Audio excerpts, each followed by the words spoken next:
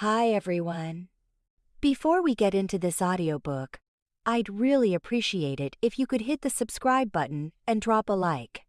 It helps me out a lot, as well as contributes a lot to the channel. Now, let's get into the story. I hope you enjoy. Morning dew beaded on the Dreamweaver's velvety leaves, its ivory blossoms yawning open to meet the dawn. Ilara Meadowlight, her fingers dyed emerald from earth and sap, hummed a wordless tune as she meandered through her garden, a vibrant tapestry woven from the wildwood's edge.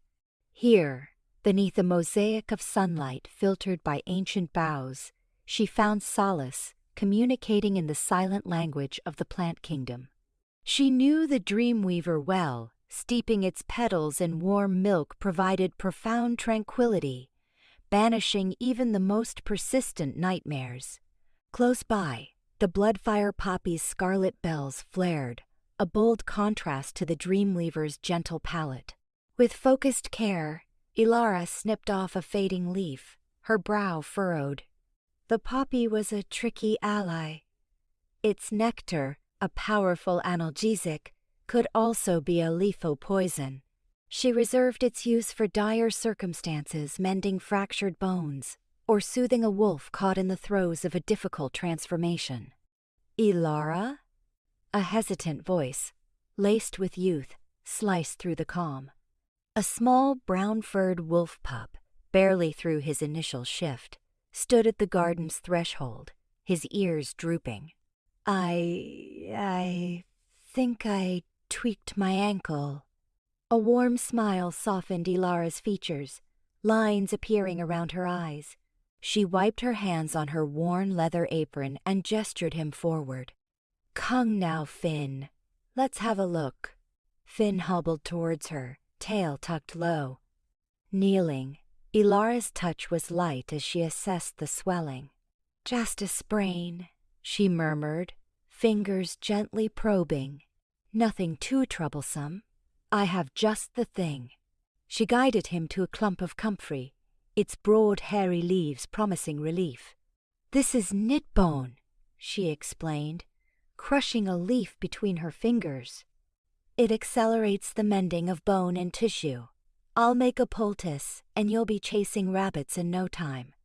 As she tended to him, Finn watched with an innocent, unwavering gaze. He was among the pack's youngest, still learning the intricacies of their world, finding his footing in their complex society. Ilara always felt a particular tenderness for the pups, perhaps because she vividly recalled the loneliness of being orphaned, adrift in a world that felt overwhelming. Hunters had claimed her rogue parents when she was barely more than a babe. The pack had embraced her, raising her as their own. Yet the memory of that loss still lingered, a subtle ache in her soul. Healing became her purpose, a way to alchemize her grief into something beneficial, easing the suffering of others. Finishing the poultice, she secured it to Finn's ankle with a clean linen strip. Keep it bound for a few days, she instructed, and try not to favor it too much. Return if it doesn't improve. Finn grinned, tail giving a tentative wag. Thank you, Ilara, he said, his voice brimming with gratitude. You always seem to know how to fix things. Watching him limp away, a wave of contentment washed over Ilara. These were the moments that gave her life meaning, using her knowledge and skill to heal, to comfort. Returning to her plants, she resumed her tending, bestowing the same care on them as she would on a wounded creature. She studied the moon petal blossom's delicate petals, their silvery luminescence casting an ethereal glow in the shaded undergrowth. The moon petal was a remarkable antiseptic, its essence used to purify wounds and ward off infection, a critical element in her healing balms, a bulwark against the dangers of the wild. As the sun climbed, drawing long shadows across the garden, Ilara began harvesting the ripe berries of the shadowthorn bush. These berries were a potent sedative, used to still restless minds, and alleviate the anguish of trauma. They formed a crucial component of the pack's winter sleep tonic, a concoction that helped them endure the long, bleak months when food grew scarce and snow blanketed the landscape. Carefully placing the berries in a woven basket, her thoughts drifted to the approaching winter sleep, a time for reflection, for evaluating the past year and bracing for the future. But this year, a disquiet had settled over the pack. Whispers of escalating rogue activity along the borders and growing tensions with neighboring territories had clouded their peaceful existence. Ilara felt a prickle of apprehension, a premonition that something was about to shift, that her carefully cultivated haven was on the verge of collapse. She banished the feeling, refocusing on her tasks. She owed loyalty to her pack, a responsibility to safeguard them. She would continue to heal, to soothe, to mend, until her final breath.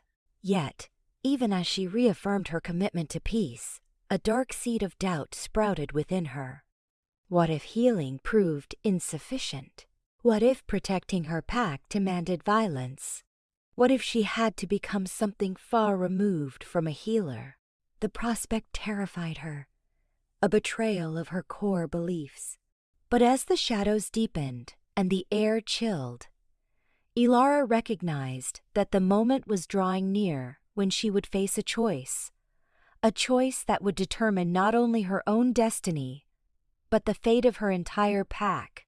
The aroma of wood smoke wafted on the breeze, a reminder of the packland's warmth and security, a sanctuary she would defend with every fiber of her being, even if it meant sacrificing her very soul, even if it meant transforming into a killer. Sisters promised the mingled scents of chamomile and lavender drifted from Ilara's fingertips as she clipped a sprig, its amethyst blossoms bobbing in the zephyr.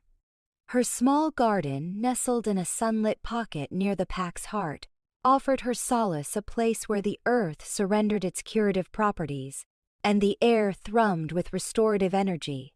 But today, not even the garden's familiar comfort could fully dispel the ache within.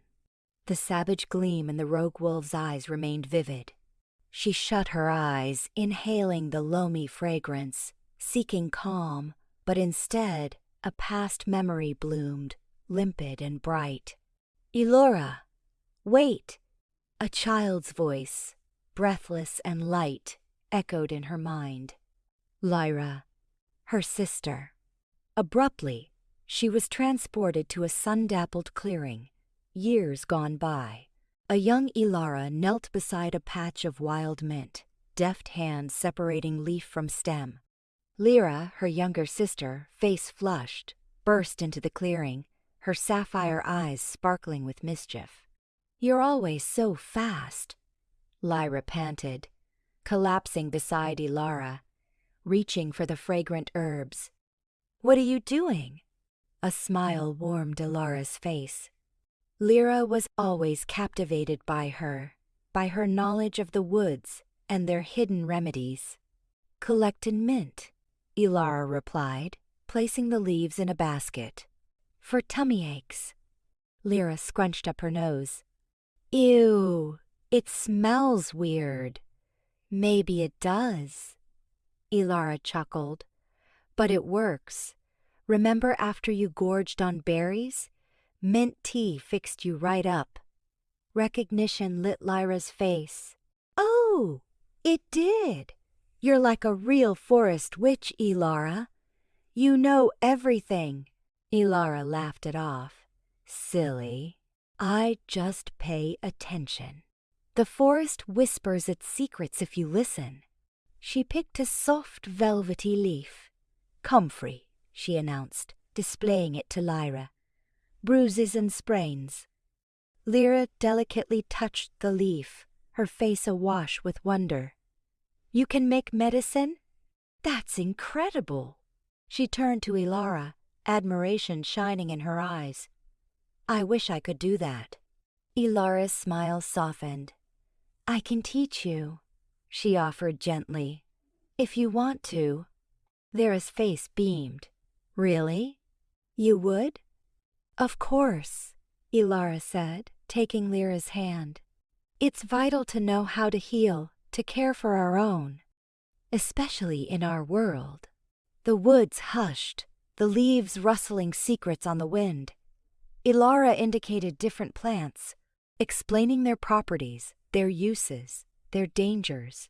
Lyra listened, absorbing every detail with insatiable curiosity, peppering Ilara with questions. Patiently, Ilara shared her knowledge, her passion, her deep affection for the natural world. As the sun dipped, painting long shadows across the forest floor, Lyra grew quiet, studying Ilara with a mixture of awe and worry. "Ilara," she asked softly, "are you ever afraid?" The question surprised Ilara. She always tried to project strength, to shield Lyra, but she couldn't deceive her sister. "Sometimes," she confessed, "the world can be frightening, but we must be brave. We have to protect each other." Lyra nodded, squeezing Ilara's hand. "I know. But what if something happens to you? What if you get hurt?"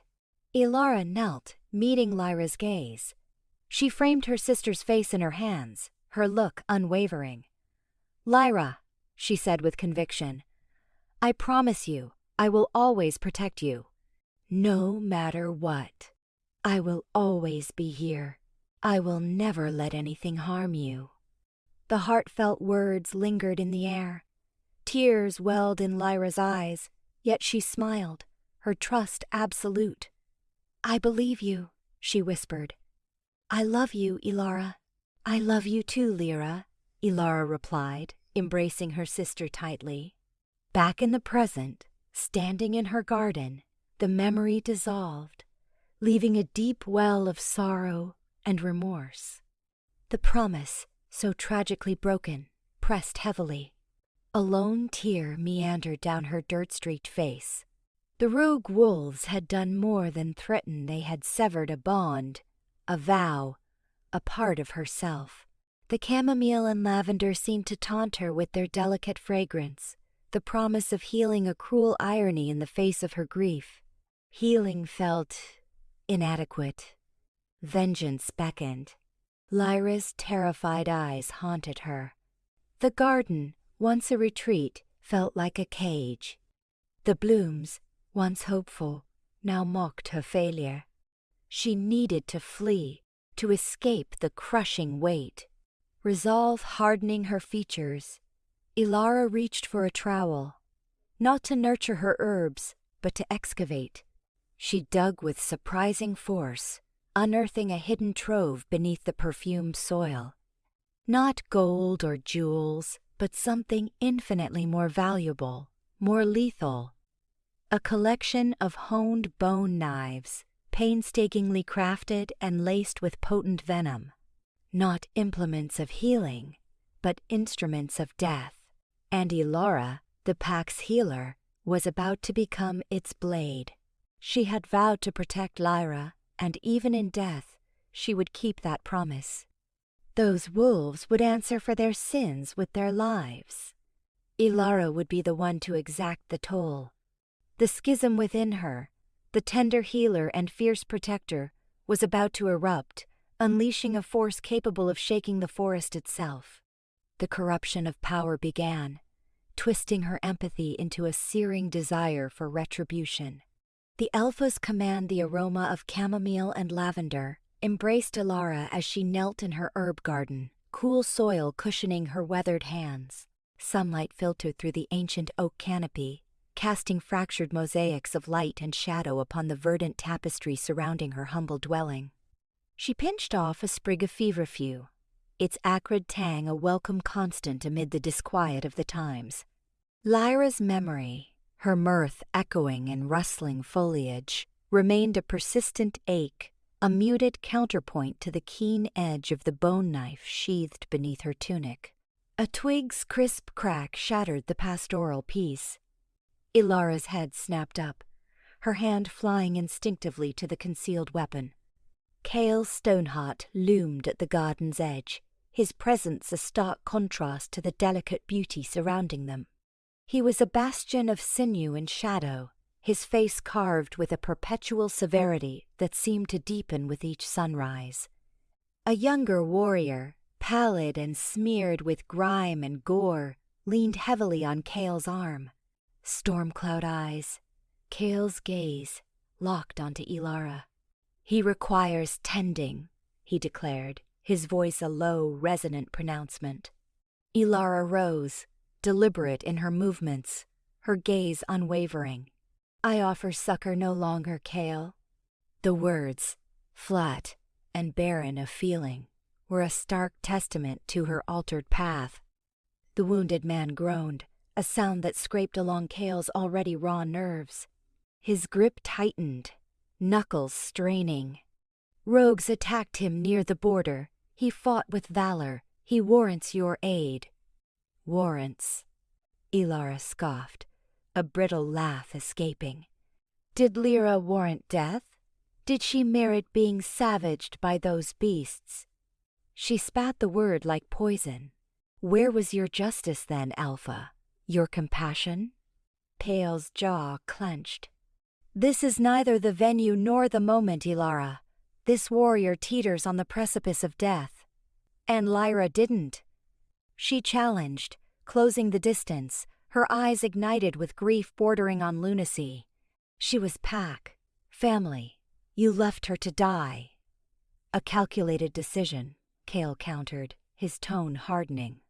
"To engage, then, would have exposed the entire pack to undue hazard. One sacrifice prevented many deaths." Ilara recoiled as though struck. "Calculated? She was my sister." The raw pain in her voice was a flayed nerve. "She trusted you. We all did." Cale remained a statue of impassivity, his face an unreadable mask.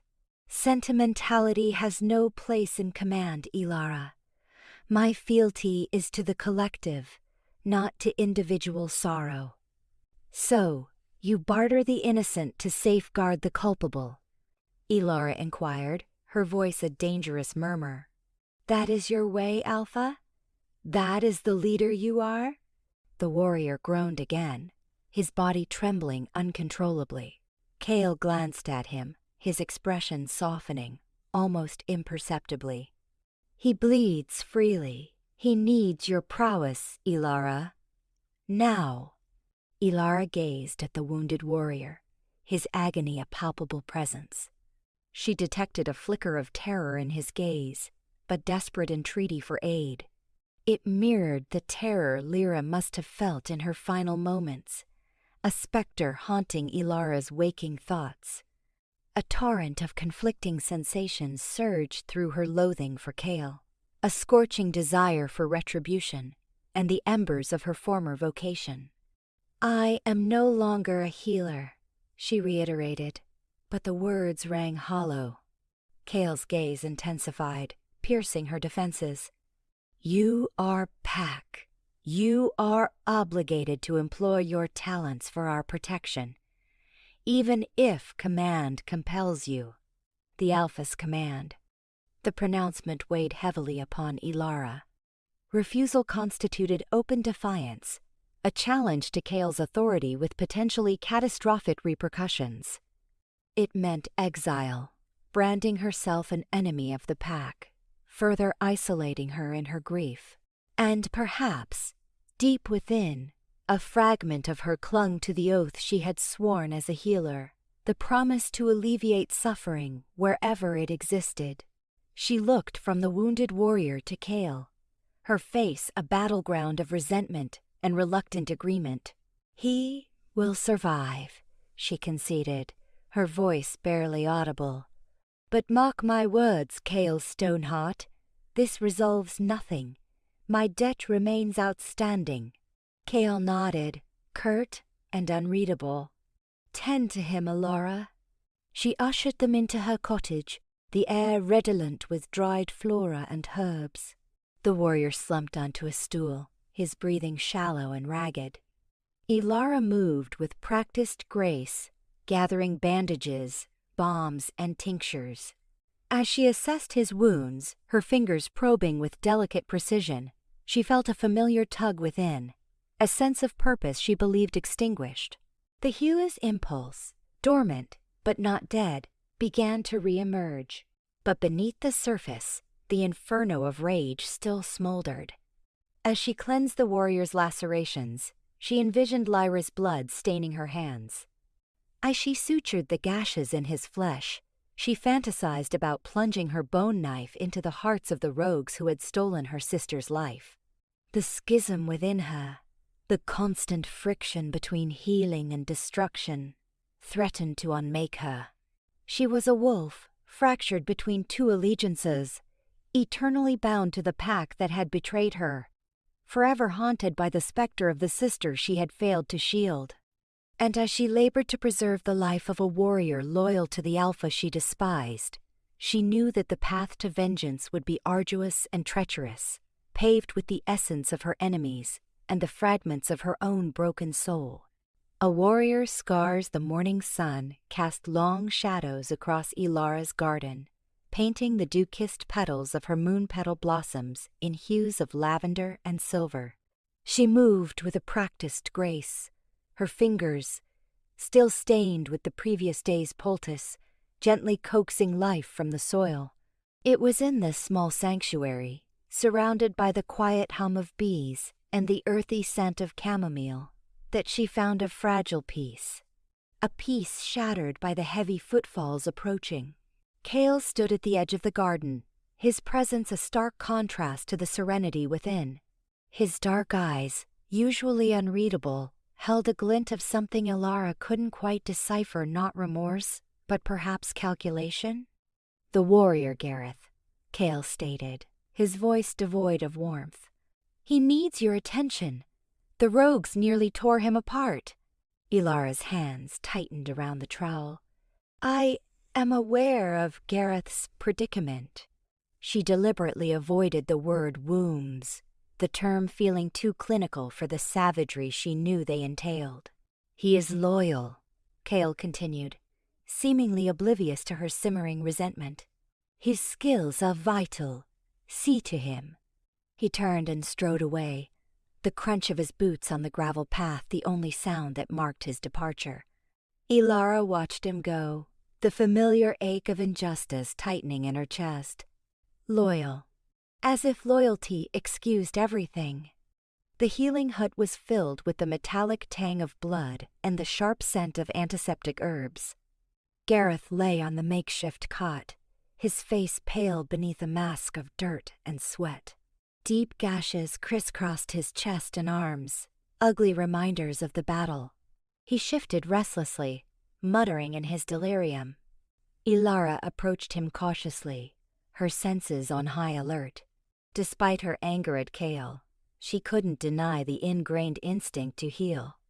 It was a part of her, woven into the very fabric of her being. She dipped a clean cloth into a basin of warm water infused with yarrow and gently began to cleanse the wounds. Gareth groaned as the cloth touched his skin.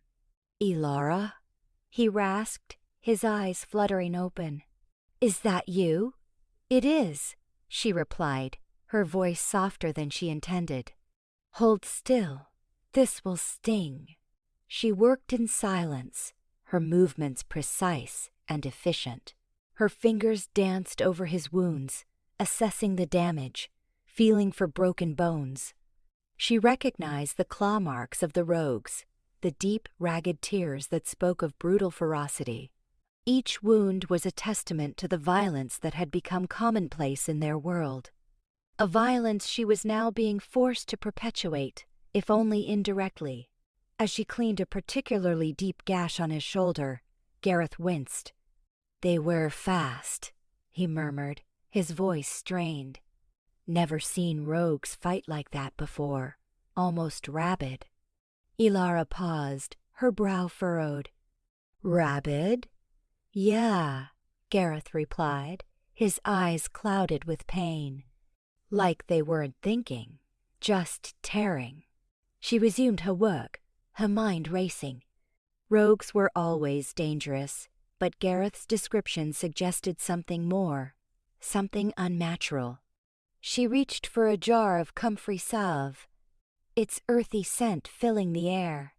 As she applied it to his wounds, Gareth spoke again, his voice filled with a fervent loyalty that grated on Ilara's nerves. "Cale, he saved me. He fought them off, even when they were swarming me." Ilara said nothing, her expression carefully neutral. She remembered Cale's explanation for Lyra's death, a calculated risk, a necessary sacrifice. How many other necessary sacrifices had been made in the name of the pack's safety? She moved on to preparing a poultice of willow bark and feverfew, its pungent aroma filling the small hut. As she ground the herbs together, Gareth continued to praise Cale, his words a litany of gratitude and unwavering devotion.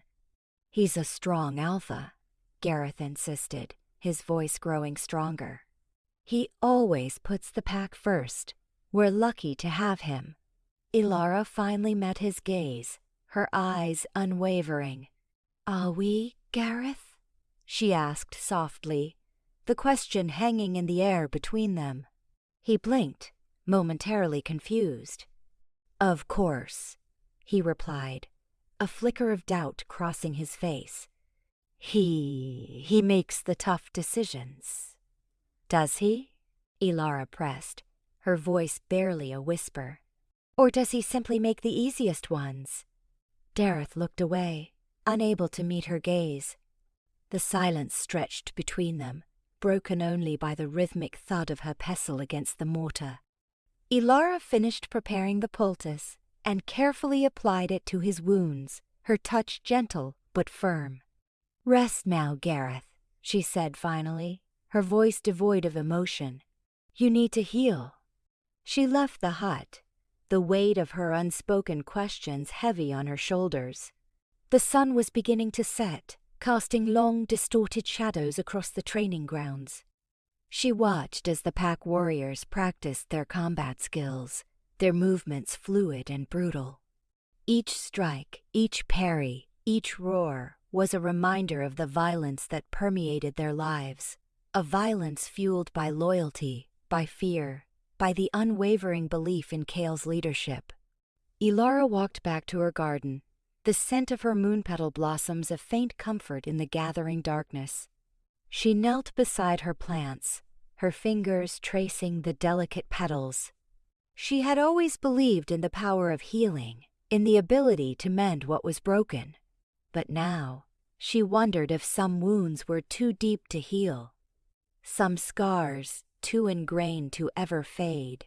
And she wondered if, in her quest to heal others, she had neglected the festering wound within herself. The wound that craved not healing, but vengeance. Whispers of war emerald stained fingertips, souvenirs of her nettle harvest, worried through the loam. Ilara's small garden, normally a haven buzzing with life and redolent with herbal perfume, felt like a trap today. A subtle vibration in the atmosphere set her teeth on edge, a prickling unease she hadn't experienced so acutely since before the change. She snipped a blighted leaf from the comfrey, its scent doing little to alleviate her anxiety. The forest's usual symphony-trilling birds, whispering foliage, the creek's babble now seemed dissonant, underscored by a muted apprehension. Beyond the low stone wall, two voices, usually brimming with youthful zest, carried on the breeze. Mara and Liam, fledgling pack members still baring their milk teeth, were typically a source of amusement with their clumsy courtship. Now, their tones were hushed, painted with unease. "They say the Shadowfang pack is pushing in," Mara breathed, her words dissolving into the wind, claiming the northern hunting grounds as theirs.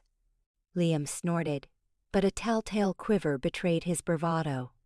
"The Shadowfangs? Cale won't stand for that. He'll rip them to shreds." "But they're growing stronger," Mara whispered, her voice fading. "I heard They're harboring rogues, offering them sanctuary and a share of the spoils, building their ranks. The withered leaf crumpled in Ilara's fist, reduced to a moist wad. Rogue wolves aligning with a pack. Such a thing was unheard of, an affront to the unspoken laws that governed their world. It reeked of desperation, a tectonic shift in power and the prelude to carnage. "My brother spotted scouts near the border yesterday," Liam confided, his voice a mere puff of air. "Said they were cocky, acting like they already owned the place." Ilara straightened, her spine protesting the prolonged stoop.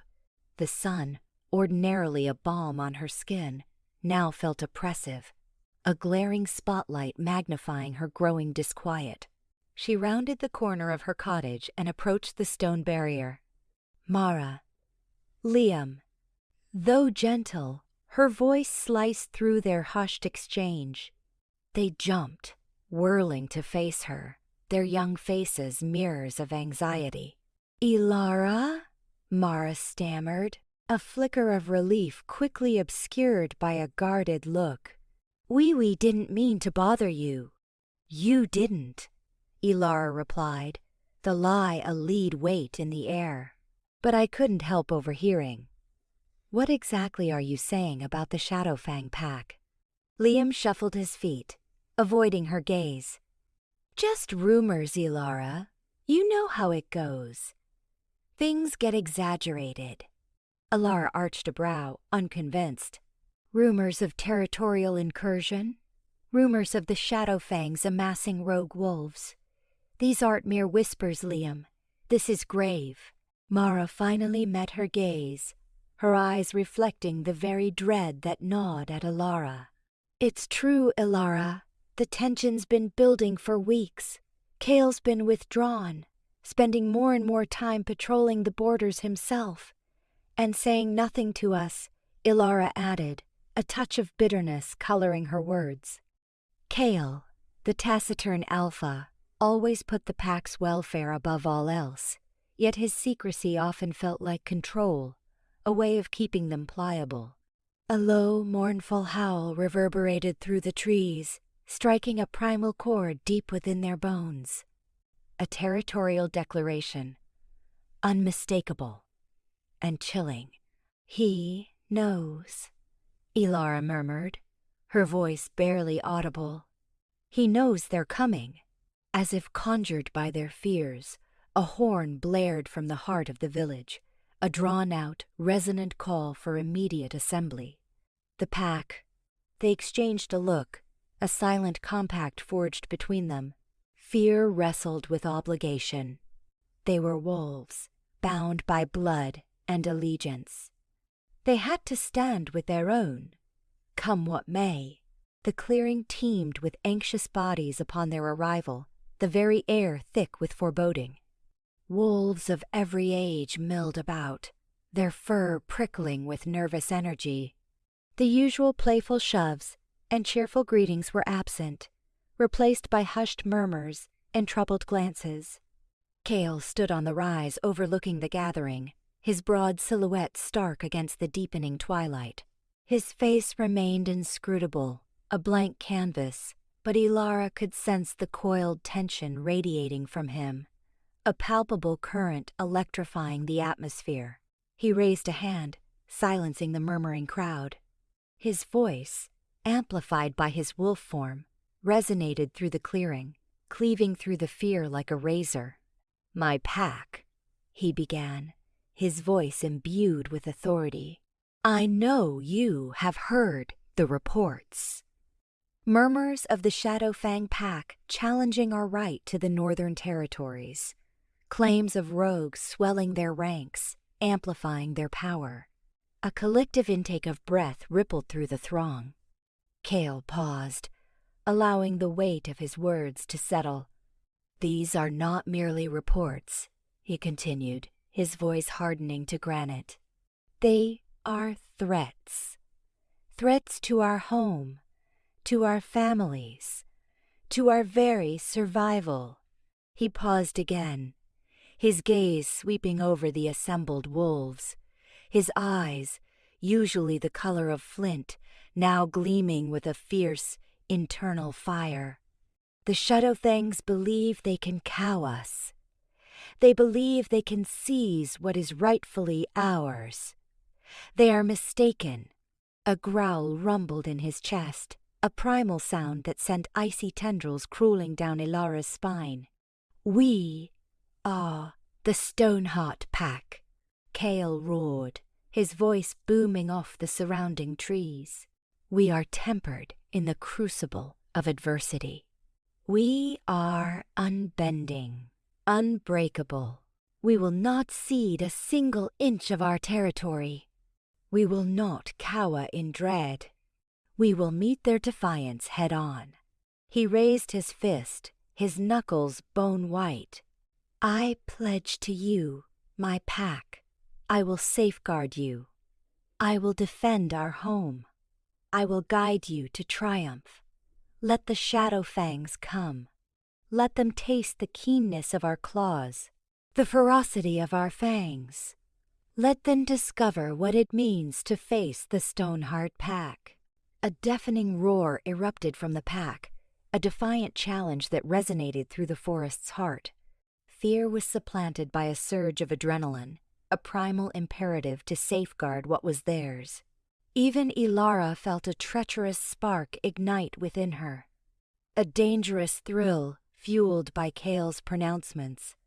But beneath the surface of the pack's zeal, Ilara detected something else in Kale's gaze, a certain darkness that reached beyond mere resolve.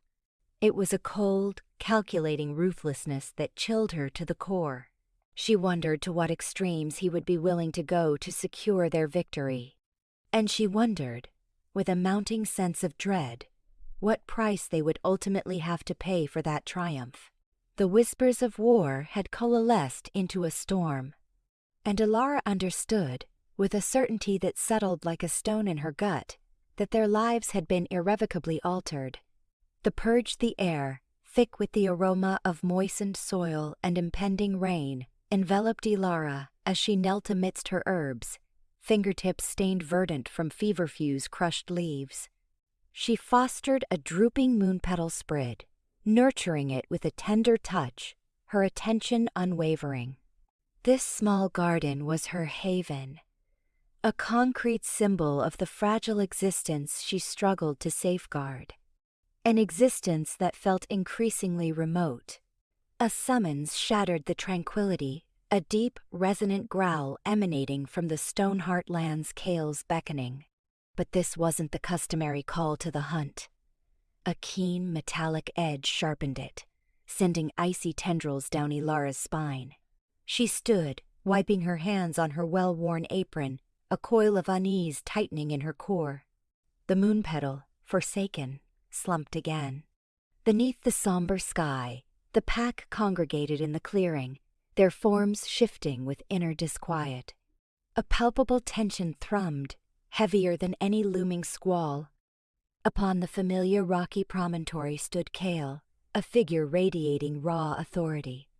Eyes like polished silver swept over the assembled wolves, scrutinizing, measuring.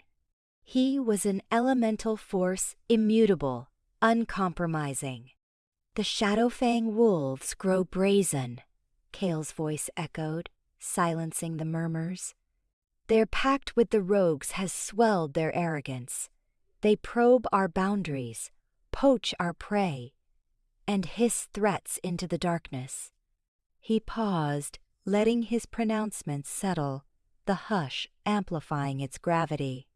We can no longer endure this encroachment. We can no longer afford leniency. A collective rumble vibrated through the pack, a visceral response to the perceived menace. A glacial dread settled into Ilara's stomach. This wasn't mere defense, something far more sinister lurked. Therefore, Kale continued, his tone devoid of warmth, I declare a territorial cleansing. We will pursue and eliminate any and all dangers within our realm, rogue wolves, sympathizers, anyone deemed a potential burden to the Stoneheart Pack. A gasp escaped Ilara before she could stifle it. The word cleansing hung in the air, laden with grim implications. This was no longer about safeguarding their home. It was about brutal eradication, a massacre sanctioned by their alpha. "Kale, stop!" Ilara stepped forward, her voice trembling yet resolute. "This is madness. We cannot simply butcher anyone we deem a threat. What of the innocent? Those who are merely adrift." Kale's gaze snapped towards her, his expression inscrutable. "Innocence is a privilege we can no longer indulge, Ilara. Sentimentality is vulnerability. We are at war. In war, only survival matters. Those who cannot bolster our survival become liabilities, and liabilities must be neutralized. But slaughter is not the sole recourse," Ilara pleaded, her heart hammering against her ribs. "We are healers, protectors. We cannot simply discard our principles for fear." She observed the faces of the pack, some reflecting bewilderment, others a chilling acceptance. Fear, she realized, was a potent weapon. "Principles?" Kale scoffed, descending from the rock, his hulking form towering above her. "Your principles nearly cost your sister her life, Ilara. Do you not recall? Your vaunted healing could not shield her from the Shadow Fang wolves. Your compassion earned her nothing but a premature demise." The words were a blow, a sucker punch that stole her breath. Lyra, her sister. The image of her lifeless eyes, the scarlet stain marring the snow, flared in her mind. Kale knew precisely where to strike, how to twist the blade. "This has nothing to do with Lyra," Ilara choked out, struggling to regain composure. "This is about our pack's future. If we succumb to brutality, to senseless bloodshed, we become indistinguishable from the monsters we fight." Kale reached out, his large hand encircling her arm, his grip surprisingly gentle, yet inescapable. "You misunderstand, Ilara. I have no interest in betterment. I am interested in survival. And to survive, we must cultivate strength.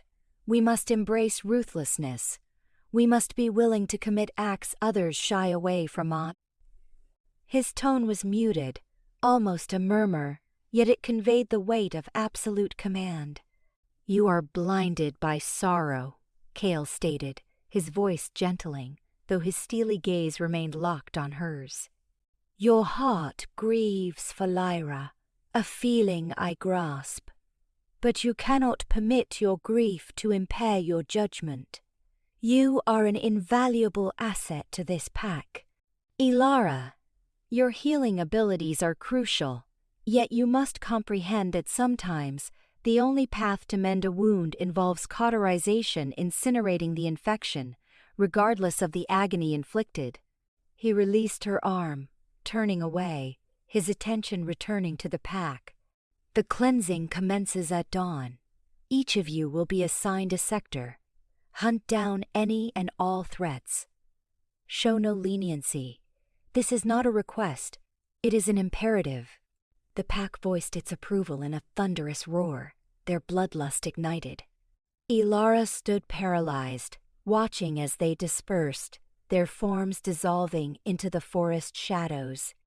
She experienced a profound sense of isolation, a yawning rift between her and the pack she had always considered her kin. As the others departed, a young wolf, scarcely past his first transformation, timidly approached Ilara. He was undersized for his age, with anxious eyes and a hesitant manner. "Ilara," he uttered, his voice barely audible. I don't know if I can do this. I have never taken a life before." Ilara regarded him, recognizing her own fear mirrored in his gaze. "Then don't," she replied, her tone low yet firm. "Find a way to assist, to safeguard, without resorting to aggression. There always exists an alternative." The young wolf nodded, his expression lightening slightly. "Thank you, Ilara," he murmured, before hurrying away, disappearing into the trees. Ilara remained alone in the clearing, the echoes of Kale's pronouncements reverberating in her thoughts. Sentimentality is vulnerability. Was it truly? Or was it the very essence that distinguished them from the monsters they battled? She studied her hands, the instruments that had mended countless injuries, the vessels that had ushered new life into the world. Could these same hands now extinguish life? Could she transform into the killer Kale demanded she become? The rain commenced, a frigid, relentless torrent mirroring the tempest raging within her. She closed her eyes and for the first time could not discern a way forward. The healer within had vanished, consumed by the rising tide of rage and despair. Only a burning query persisted. How far was she willing to descend to preserve what remained of her humanity? And what self would remain after the purge concluded? A plea for peace, the fragrance of lavender and chamomile, still clung to Ilara's hands from her time spent tending the herbs. This small haven nestled near the pack-house usually offered solace, fostering quiet growth. But even that familiar aroma couldn't quell the tempest within. Kale's decree echoed in her mind, a stark promise of bloodshed poised to corrupt everything sacred. She had to reach him, reason with him before his plan spiraled out of control. Abandoning her shears, Ilara headed toward his office. A palpable tension permeated the pack-house, a stark contrast to its usual hum of activity. Wolves moved with taut muscles and sharpened focus. Weapons were checked, faces etched with grim resolve. The air itself thrummed with a dreadful anticipation, a prelude to the brutality Kale had unleashed. She found him silhouetted against the twilight, broad back to the room, planted before the window. The space was austere, containing only a large desk and a few chairs. Strategic maps of their territory adorned one wall, pinpointing key locations and potential dangers. He didn't acknowledge her arrival, his gaze fixed on the sprawling forest. "Kale," she began softly, her voice fragile against the wind's mournful song. Slowly, he pivoted. His eyes, normally the color of weathered stone, glinted with a newfound hardness, a chill that made her shiver. "Ilara, I knew you'd come." "You can't go through with this," she implored, closing the distance between them. "This territorial purge, it's madness. It's not who we are." He cut her off with a raised hand. "It's precisely what we must become, Ilara. Complacency made us vulnerable. Look at the result. Weakness, exposure." "Compassion is not a flaw, Kale," she argued, her voice gaining strength. "It's our defining trait. It separates us from those feral wolves, from beasts driven by nothing but instinct. Sentimentality is a privilege we can no longer indulge," he countered, his tone devoid of warmth. "Rogues are emboldened, encroaching on our lands, and whispers of treason fester within our own ranks. Sympathizers, those who would betray us. We must obliterate them all, root and branch, before they consume us from within." "But innocent people will perish," Ilara cried, her heart wrenched at the vision of impending violence. "Women, children, how can you justify such a thing?" His jaw clenched, a muscle ticking. "Necessary sacrifices," he stated, the words clipped and devoid of remorse. "An unfortunate cost for a far greater reward." Ilara reeled back as if struck. "A reward? You call this slaughter a triumph, turning our pack into butchers?" He turned from the window then, his gaze piercingly intense. "I'm doing what is imperative to safeguard our people, Ilara, to ensure our continued existence." "And what of our consciences, Kale?" she questioned, her voice heavy with despair. "What becomes of us when we sink to the level of the monsters we dread?"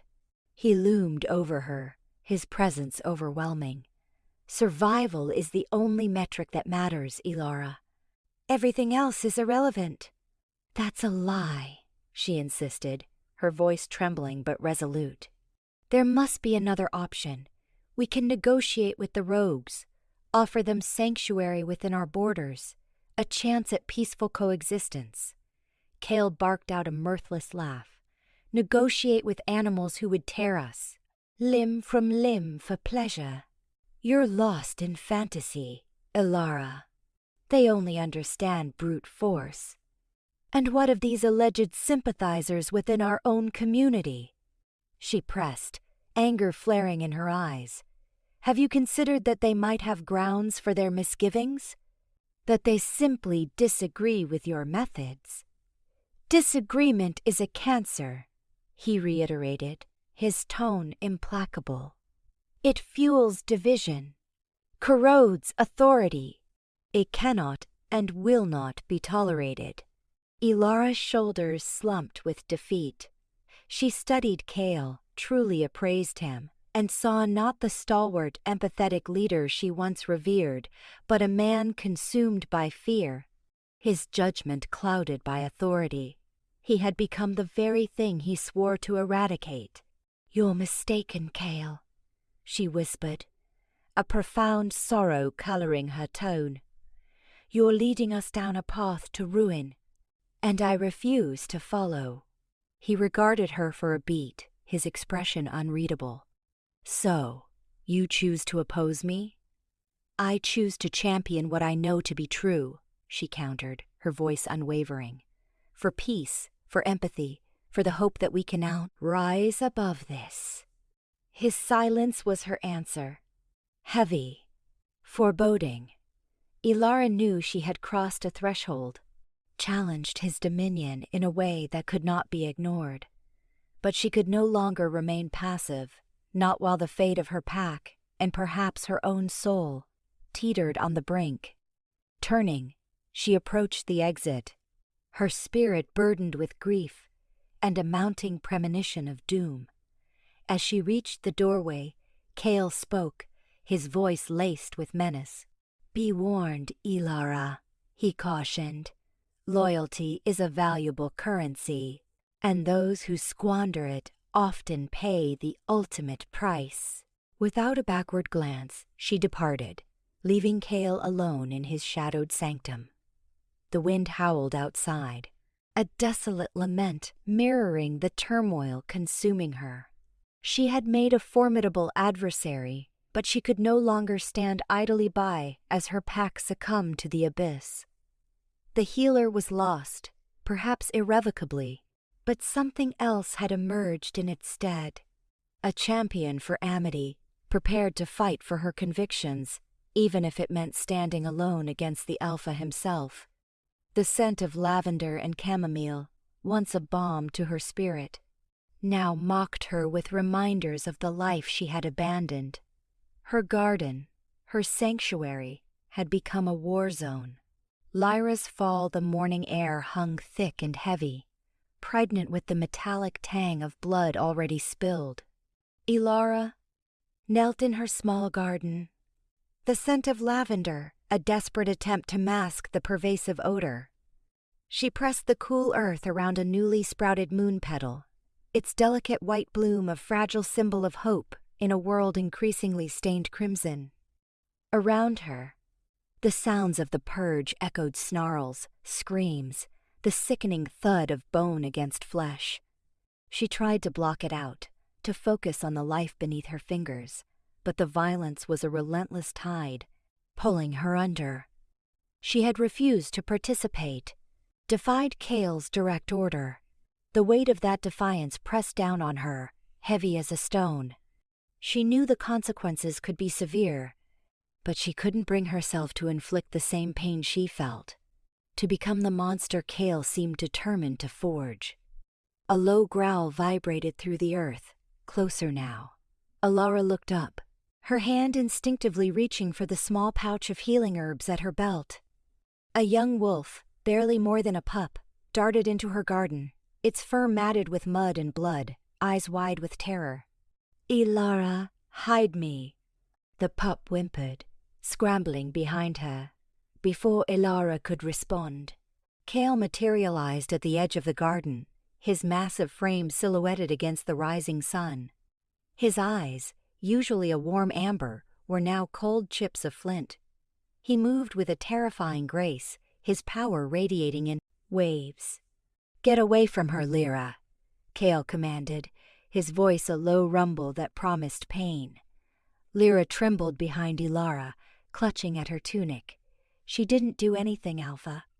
I was scared." Ilara stood, placing herself between Lyra and Kale. "She's a child, Kale. She doesn't understand." "Understanding is a luxury we can no longer afford," Kale said, his gaze unwavering. "Every wolf must contribute.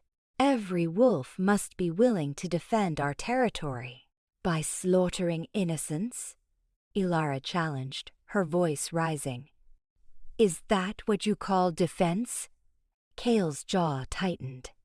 "This is not a discussion, Ilara. Move aside." "I won't," Ilara said, her voice firm despite the tremor in her hands. "This ends here." Kale took a step closer, his shadow engulfing her. "You are defying me, Ilara. You are jeopardizing the pack." "I am trying to save it," she retorted. "From you." Lyra whimpered again, pulling on Ilara's tunic. "Please, Ilara, I don't want to die." The plea seemed to break something in Kale. A flicker of something regret, perhaps, crossed his face, but it was gone in an instant, replaced by the cold, hard mask of the Alpha. "She is weak," Kale stated, his voice devoid of emotion. "Weakness cannot be tolerated." Before Ilara could react, Kale lunged. He moved with blinding speed, a blur of muscle and fur. Ilara threw herself in front of Lyra, bracing for the impact, but Kale didn't strike her. Instead, he reached past her, his hand closing around Lyra's throat. Lyra gasped, her eyes widening in disbelief. She clawed at Kale's hand, her small, desperate cries lost in the roar of the purge. "Ilara!" she choked out, her voice barely audible. Ilara watched, frozen in horror, as Kale squeezed. Lyra's struggles weakened, her body convulsing. The light in her eyes flickered and died. Kale released her, and Lyra slumped to the ground, lifeless. The silence that followed was deafening, broken only by Ilara's ragged breaths. She stared at Lyra's still form, her mind unable to comprehend what had just happened. Kale had killed her, a child, in cold blood. A scream tore from Ilara's throat, a primal sound of grief and rage that echoed through the forest. She turned to Kale, her eyes blazing with fury. "You monster," she hissed, her voice trembling with hatred. "You absolute monster." Kale stood over Lyra's body, his face impassive. She was a liability. Now, she is no longer a threat. "A threat?" Ilara repeated, incredulous. "She was a child. She was innocent." "Innocence is a luxury we cannot afford," Kale repeated, his words like a mantra. "Survival demands sacrifice." Ilara lunged at him, her hands raised, but he easily deflected her attack. He grabbed her wrists, his grip like iron. "Control yourself, Ilara," he warned, his voice dangerously low. "Do not make me regret showing you leniency." "Leniency?" Ilara spat, struggling against his grip. "You murdered a child, and you call that leniency?" "I did what was necessary," Kale said, his eyes hardening. "And I will do whatever else is necessary to protect this pack." He released her wrists, shoving her away. Ilara stumbled back, landing heavily on the ground. She looked at Lyra's lifeless body, then back at Cale, her heart filled with a grief so profound it threatened to consume her. "You haven't protected anything," she said, her voice barely a whisper. "You've destroyed it." Cale stared at her for a long moment, his expression unreadable. Then, without a word, he turned and walked away, disappearing back into the chaos of the purge. Ilara remained kneeling beside Lyra's body, the scent of lavender now mingling with the coppery tang of blood. The world around her seemed to fade away, leaving only the crushing weight of her grief and the burning desire for revenge. The healer was gone. In her place, a killer was born. Shattered oath, the fragrance of crushed chamomile, usually a solace, now felt like a suffocating shroud. Ilara had sought refuge in her herb garden, a sanctuary bordering the pack lands, when the screams shredded the quiet, piercing, desperate cries that tore at her core. "Lyra." The trowel slipped from her grasp, a metallic chime against the garden stones, and she bolted. The air thrummed with menace, the coppery tang of blood sharp on her tongue. Guided by the sounds of escalating terror, she ran, paws striking the earth, lungs straining with each breath. The clearing presented a tableau of horror. Canines, their pelts slick with crimson, encircled a small, quivering figure. "Lyra."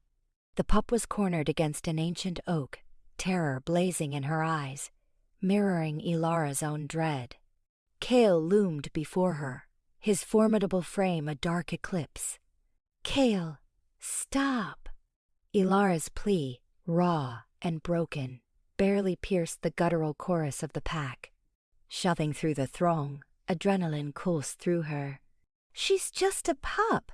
She's barely learned her name." Cale remained impassive. The stoic mask he usually wore had been replaced by a chilling hollowness. "She is flawed. Weakness invites annihilation." Lyra whimpered, a pathetic sound that twisted a knife in Ilara's gut. "I beg you," she choked, her voice cracking. "She can learn. I'll take her in myself. She's frightened." Cale's gaze remained locked on Lyra, glacial and unyielding. He lifted his hand, a silent command to the pack. A low growl pulsed through the assembled wolves. "No!" Ilara shrieked, surging forward, desperate to interpose herself between Lyra and the pack. But she was too slow. Cale's hand fell. A maelstrom of snarling fury erupted as the wolves descended. Ilara could only watch, frozen, as the pup was ripped apart. A final strangled cry, then nothing. The world tilted on its axis. The vibrant forest hues dissolved into a blur. The chamomile reeked of bile, and the earth seemed to crumble beneath her. She collapsed, sobs racking her frame.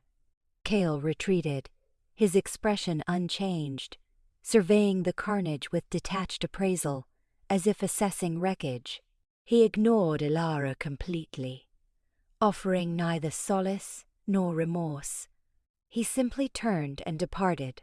The pack followed, their bloodlust momentarily appeased, eyes gleaming with admiration for their callous leader.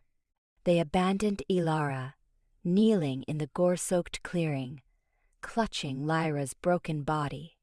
A howl tore from Ilara's throat, a primal expression of unadulterated agony that echoed through the desolate woods. It was a sound that shattered the last vestiges of her gentle nature, a dirge for the healer she had been. She cradled Lyra close, fur matted with blood, small limbs limp and still. Tears streamed down her face, mingling with the crimson that stained her hands. The healer's vow, once sacred, tasted like ash and deceit. Kale had plundered everything. He had robbed her sister, her tranquility, her faith. And now, Lyra. He had driven her beyond endurance. He had broken her spirit, but from the depths of her desolation, a new emotion ignited, a frigid, consuming rage that eclipsed her grief. It hardened her heart, heightened her awareness, and charged her with a singular, unwavering goal. She would exact her vengeance. She laid Lyra's remains gently on the ground, the small form a pathetic contrast against the dark soil. Lowering the pup's eyelids, she offered a silent goodbye. Then she rose, her hands clenched into fists, knuckles bone white. Her eyes, once pools of compassion, now blazed with fierce, unwavering animosity. The air crackled around her, a tangible manifestation of her newfound resolve. She lifted her face to the sky, a low, guttural promise rumbling in her chest, the sound like distant thunder. "I swear it," she vowed, her voice dripping with venom. "I swear on Lyra's memory, on my sister's sacrifice, on all that I hold dear Kale Stoneheart will suffer. He will know my torment. He will understand the meaning of loss and despair. I will make him rue the day he drew breath." The Gila had perished. Standing in her place was a warrior, fueled by vengeance, her heart a furnace of retribution. The inherent duality of her being, the ceaseless conflict between mending and destruction, had been resolved. The predator within had finally prevailed. She turned from Lyra, her gaze locked on the path Kale had taken. She would shadow him. She would discern his vulnerabilities, predict his strategies, and bide her time until the perfect moment to strike. Her vow was irrevocably broken. Her course was now clear. The hunt had begun. The scent of carnage, once abhorrent, now invigorated her. It was the aroma of justice, the tang of retribution. She would make Kale atone for every tear she had wept, for every life he had extinguished. She would become his torment, his reckoning. She would force him to confront the true face of fear. The path of vengeance, the clearing, became Ilara's battleground. Dawn bled across the horizon in shades of clotted crimson and feverish gold as she moved, a whirlwind of controlled wrath. The healer's graceful fluidity was gone, replaced by brutal efficiency. Her limbs lashed out, each blow a vow of agony, each block an adamantine bulwark against the encroaching shadows. She pushed herself until her lungs screamed for air, her muscles seized, and her vision fractured into a kaleidoscope of black, then forced herself onward. Kale would not shatter her again. With every savage lunge of her makeshift spear, a branch she'd painstakingly honed to a lethal point, she conjured his image. The phantom visage spurred her onward, eclipsing exhaustion with a glacial, immutable resolve. She envisioned his smug superiority crumbling into the terrified bewilderment she'd witnessed in Lyra's guileless gaze. The memory festered within her, a constant, agonizing reminder of her loss, of Kale's theft. As the sun ascended, casting a latticework of light and shade that shifted around her, she continued her grim practice. She danced with phantom adversaries, muttering curses like a litany. Survival demanded she become stronger, quicker, utterly merciless. Her healing hands would become instruments of retribution. The thought was anathema to everything she once cherished, yet it offered a perverse solace. Evenings were no longer devoted to tending the afflicted, but spent poring over arcane texts, her brow furrowed in intense study. The Peck Library, once a haven of solace and knowledge, felt like a mausoleum, brimming with beautiful and terrible secrets, and she sought the latter. She traced brittle diagrams of toxic flora, committing to memory recipes for elixirs that could cripple, blind, or extinguish life. Their very names dripped with venom. Monkshood, belladonna, hemlock. She mastered the art of extraction, of combining them for maximum potency. Her garden, formerly a sanctuary of restorative herbs, underwent a chilling transformation. Noxious plants began to insinuate themselves among the chamomile and lavender, a subtle but telling shift. One evening, she experimented with aconite, meticulously grinding the root into a fine dust. The air acquired a faint acrid tang that prickled her nostrils. She blended it with honey, an apparently innocuous addition that would mask the poison's bite. She watched the mixture coalesce into a thick, golden syrup, a vessel of concealed death. A memory surfaced, Lyra shrieking with laughter as Ilara dabbed honey on a scraped knee. The sweetness, the innocence, the contrast was a physical blow. Ilara slammed the pestle down, scattering the deadly powder. She squeezed her eyes shut, battling the tears that threatened to overwhelm her. "I'll make him answer, Lyra," she rasped, her voice raw with pain. "I swear he will answer for what he did." She carefully cleaned the spill, her movements precise and deliberate, knowing carelessness could prove fatal, jeopardizing everything. Later, she ventured to the fringes of their territory, to a desolate swamp where the air hung dense with the cloying scent of decomposition. There, she sought the flowering water hemlock, its delicate white umbels veiling a lethal secret.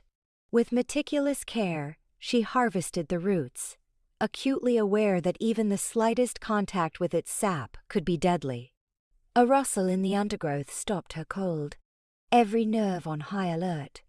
Yellow eyes, feral and watchful, gleamed in the murk. A lone wolf, not of her pack, a young male, gaunt and scarred, his pelt ragged and caked with mud. He regarded her with guarded curiosity, his tail tucked low.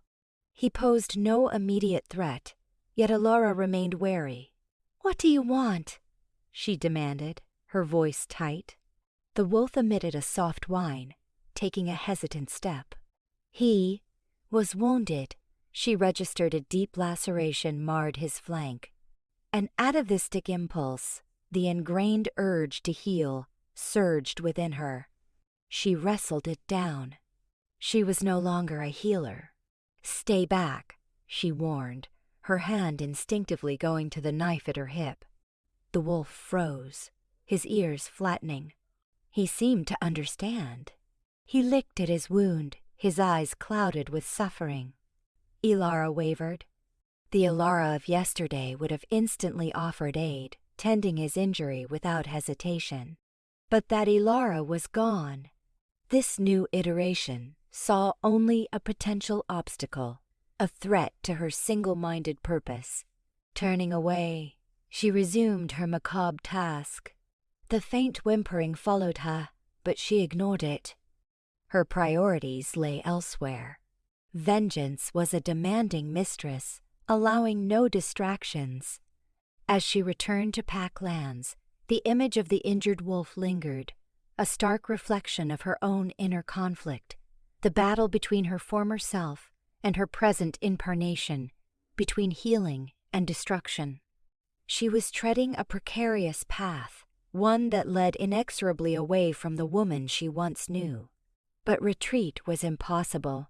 She had sworn an oath to Lyra, and she would fulfill it, irrespective of the cost to her soul, to her very humanity. Let Kale drown in the same abyss that now engulfed her. Back in her small dwelling, shadows pirouetted on the walls, fueled by a solitary candle's flickering flame. Staring back at her from a cracked mirror was a face both unfamiliar and unsettling. Gaunt, hardened, the eyes blazing with a frigid fire. She barely recognized herself. She touched her cheek, tracing the faint scars that signified her transformation. Lyra's death had not only claimed her sister, but had also extinguished her innocence. She was now a weapon, forged in the crucible of sorrow and fury. She lifted a vial filled with the aconite-laced honey, swirling it gently. It looked so innocuous, so sweet, yet contained the power to topple an alpha. A chilling, mirthless smile touched her lips. Cale would never anticipate her assault. He would trust her implicitly, believing her to remain the gentle healer, incapable of causing harm. How wrong he was! How tragically wrong! The path to vengeance was fraught with peril, but Ilara was unshakable in her resolve to traverse it to its bitter end. She would know no peace until Cale was silenced, until Lyra's death was requited, until the pack was liberated from his iron grip. She snuffed out the candle, plunging the room into absolute darkness. Closing her eyes, she saw Lyra's face in the blackness, her smile radiant, innocent, trusting, and Ilara knew, with unyielding certainty, that she could not, would not, fail her. The bitter brew morning's clammy embrace choked Ilara's garden, each drop clinging to wolfsbane and nightshade, resembling tiny venomous gems. The air, once redolent with the comforting balm of chamomile and lavender, now stung with the acrid bite of aconite. She moved through the rows, a dancer's grace honed by years of tending. Her fingers, once canvases painted with the vibrant dyes of healing herbs, now bore the faint, incriminating gold of belladonna. Her focus was steely, the wellspring of compassion that once flowed through her now dammed by a terrible grief. Lyra's ravaged face, a permanent fixture in her mind, fueled the banked fires of her vengeance. Cale demanded his meals, a quiet assertion of dominance. Ilara, as the pack's healer, had always provided them, fortifying his strength. Now she would fortify his demise. She gathered a cluster of innocent-seeming herbs, dandelion greens, famed for their purifying effects, pungent wild garlic, for immune support, and fragrant rosemary, to sharpen his mind. A flawless facade. Beneath lay a carefully calibrated dose of death. First, a foxglove derivative, painstakingly extracted and refined. Not a swift end, not yet. Instead, a gradual erosion of his heart, manifesting as debilitating fatigue and labored breathing, easily disguised as the burden of command. Second, a slow-acting neurotoxin, distilled from hemlock, crafted to sow confusion and impulsive behavior. Each component was measured with the precision of heartbreak and a chilling determination. The crunch of approaching paws announced Cale's arrival. He haunted her, a shadow darkening her carefully curated haven. Ilara, his voice, a low growl, was devoid of any warmth. Once it had been a source of comfort, now it only sharpened the razors of her resentment. The border patrols report rogue activity. Prepare a fortifying tonic. Of course, Alpha, she replied, her tone betraying nothing. She turned, offering a curt bow, her gaze meeting his briefly. His eyes, the color of glacial stone, revealed nothing. Insufferable. Had Lyra's life meant so little? And my meal?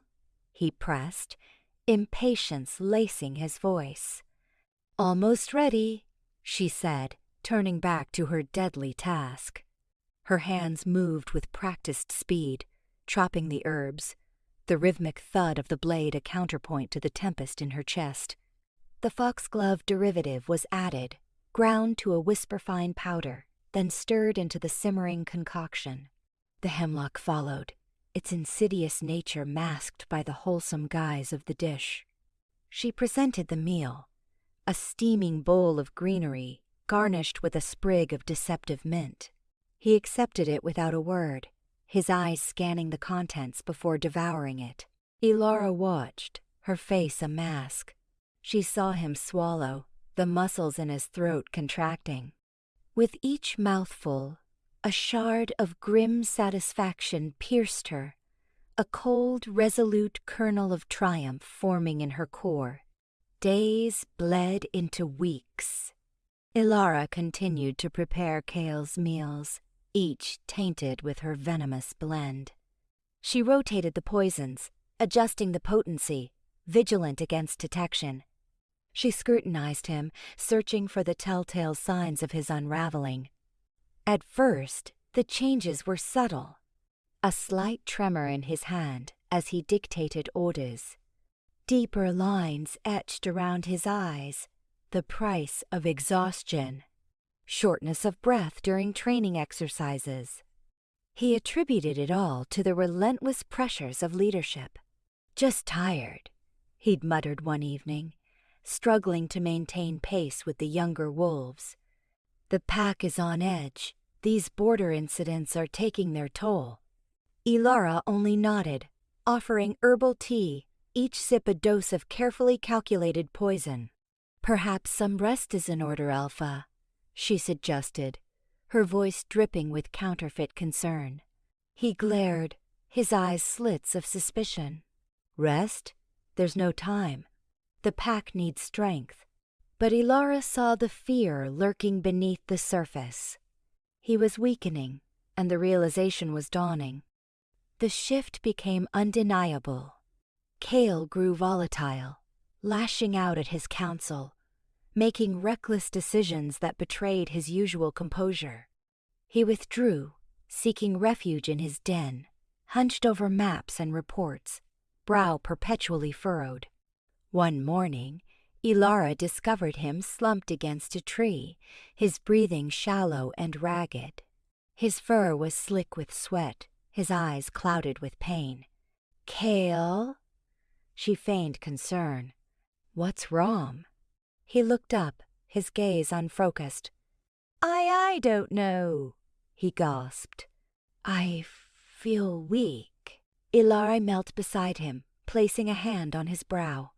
"You're burning up," she said, her voice coated with false sympathy. "I'll prepare a poultice and a tea to break the fever." As she turned away, a fleeting, barely perceptible smile touched her lips.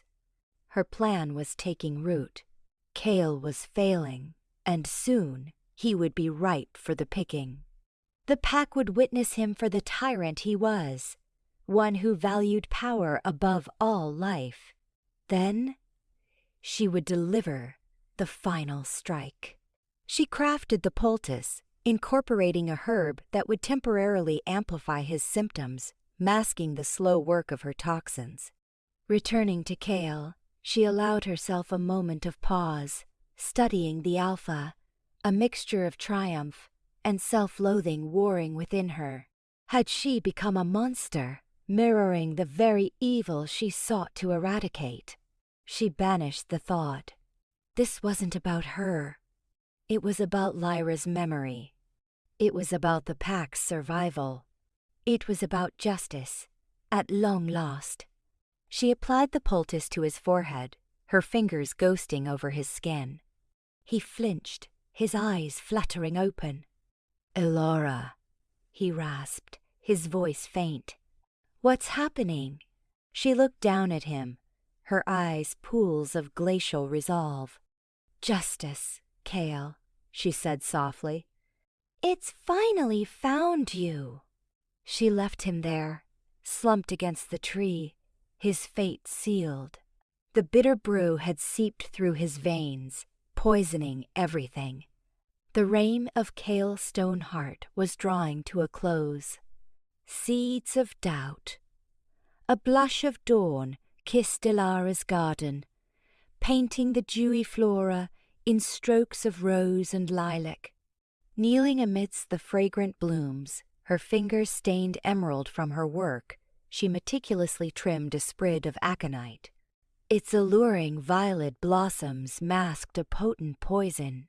a secret now etched in her very being. The air, redolent with chamomile and lavender, offered a false serenity, a stark contrast to the tempest raging within. She observed the pack's awakening, their movements a familiar, comforting ritual. Yet, an undercurrent of unease pulsed beneath the surface. Kale's failing health cast a pall over them all, and Ilara, the unwilling catalyst, felt its weight most acutely. Deep within the ancient oak, in the Alpha's den, a different kind of anxiety simmered. Kale was slumped over a roughly hewn table, his gaze, usually keen, now veiled with exhaustion. His honest, imposing physique seemed diminished within his pelt, the once proud silver now laced with threads of gray. His inner circle stood vigil, Theron, the beta, a mountain of a wolf with a perpetually dour mien, Anya, the pack's strategist, possessing a mind as sharp as honed steel, and Bram, head of the guard, unwavering in his quote, loyalty.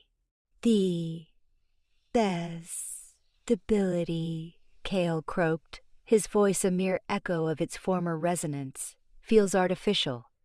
He shoved aside the bowl of broth Ilara had prepared, his appetite vanished. I have battled grizzlies, grappled with cougars, survived ambushes beyond county at this. This insidious decline is like nothing I have encountered. Theron's brow creased with concern. Perhaps it is simply the seasonal shift, Alpha. Bodies grow weary as winter nears. Kale shook his head, a gesture that seemed to cause him pain. Nay, this is no mere seasonal ailment. This is engineered. Anya's eyes narrowed. Engineered, Alpha? Are you implying I am implying, Kale interrupted, a spark of his old authority flickering, that someone within this pack desires my demise. Silence descended, broken only by the fire's crackling breath. The accusation hung in the air, heavy and suffocating. Bram shifted, his hand instinctively drifting towards his sword hilt. That's preposterous, Alpha, Theron scoffed, though his tone lacked conviction. Who would dare such a thing? Someone with the means, the knowledge, and the motivation, Kale countered, his gaze sweeping over them, lingering for a beat on Anya. Someone who comprehends the delicate dance of life and death. Anya met his stare, unflinching. Are you accusing one of us, Alpha? I am not accusing anyone yet, Kale stated, his voice dropping low and dangerous. But I am issuing an investigation. I want every member of this pack interrogated. Every herb, every root, every ingredient that enters this den examined with scrutiny. I want the culprit behind this betrayal exposed. He turned to Bram. Begin at once. Leave no crevice unexplored. Bram bowed his head. As you command, Alpha. He moved to depart, his face a portrait of grim resolve. And Theron, Kale added, his voice softer now, almost beseeching. Find Ilara. I must speak with her. Theron nodded, his expression inscrutable. He was aware of Kale's profound respect for the healer, his dependence on her knowledge of natural remedies. The Alpha's request was not unexpected, yet given his present suspicions, it bore a sinister weight. He left the den, burdened by Kale's unspoken anxieties. Ilara, still toiling in her garden, watched as Bram and his patrol initiated their search. They moved with ruthless efficiency, their noses twitching, sniffing at every corner, every burrow. She noted their entrance into the kitchens, their gazes sweeping across the shelves, their hands delving into the food stores. She saw them halt at her own diminutive cottage, their presence a jarring intrusion upon her haven. Her heart hammered in her chest, but she willed herself to remain composed, projecting an aura of innocent curiosity. She continued to prune the aconite, her hands steady as the earth itself, her face a placid mask.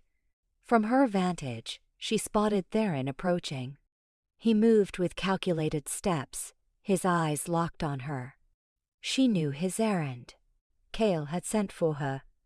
She intercepted Theron at the garden's edge, her expression neutral. "Theron," she greeted him, her voice measured and calm. "What brings you hither?" "The Alpha requires your presence, Ilara," Theron responded, his voice devoid of warmth. "He requests your immediate attendance." "Of course," Ilara replied, her heart pounding a frantic rhythm. "I shall come at once." She set down her shears, carefully wiping her hands on her apron.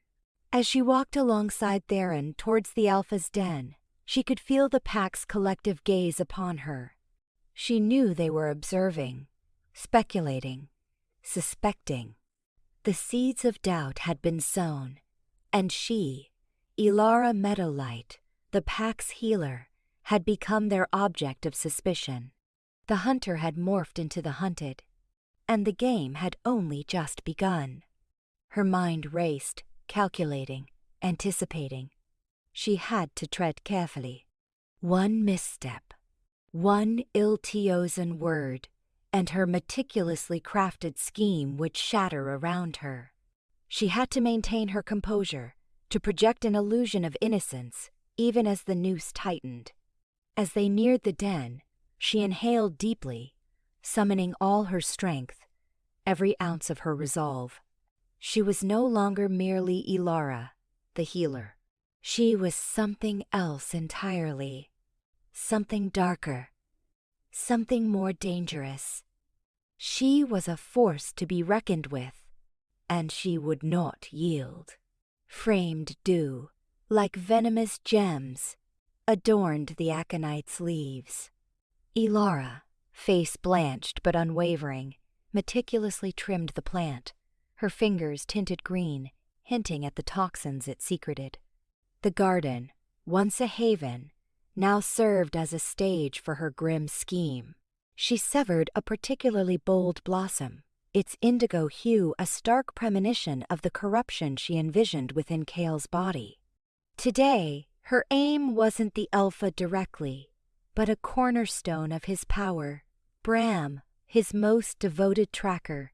A brute, yes, but with an unyielding loyalty, a trait Ilara intended to twist. Loyalty, misdirected, became a potent weapon. She encased the flower in oiled leather, salvaged from a forgotten hunting pouch. Concealing her tracks was crucial. Every action must seem random, coincidental, a fleeting impression that pointed unmistakably towards Bram. The pack meeting hall stood sentinel at the forest's edge, a stout structure of logs and stone. It was here, in the dim recesses, that Ilara would plant the seeds of her deception. She slipped inside between patrols, the air thick with pine and damp soil. Her pulse hammered, a frantic rhythm against the stillness. Bram favored a spot near the rear, a place for quiet observation. Ilara moved with practiced grace, her steps muted on the earthen floor. Underneath the bench he often occupied, she secured the leather-wrapped bloom, wedging it deep enough to avoid immediate detection, yet accessible enough to be discovered. The next phase required finer touch. She needed to fabricate a rationale, a narrative linking Bram to the poison. For this, she needed to exploit Cale's own brewing paranoia. Later, Ilara approached Cale as he oversaw the training of the pack's initiates. Even weakened by the poison, he remained a figure of imposing strength. But his eyes, now more piercing than ever, were laced with a suspicion sharp as splintered glass. "Alpha," she began, her voice laced with concern. "I fear for your health. The aconite's poison is insidious, difficult to trace." Cale's gaze sharpened. "Speak plainly," Ilara. She hesitated, feigning discomfort. I overheard a conversation. Bram spoke with Torin regarding patrol routes. He mentioned a rare blue blossom found near the northern border. He claimed its potency was unmatched. He seemed captivated. Ilara scrutinized Cale's face, searching for a crack in his composure. His expression remained impassive, yet she noticed a flicker in his jaw. He was listening, weighing her words.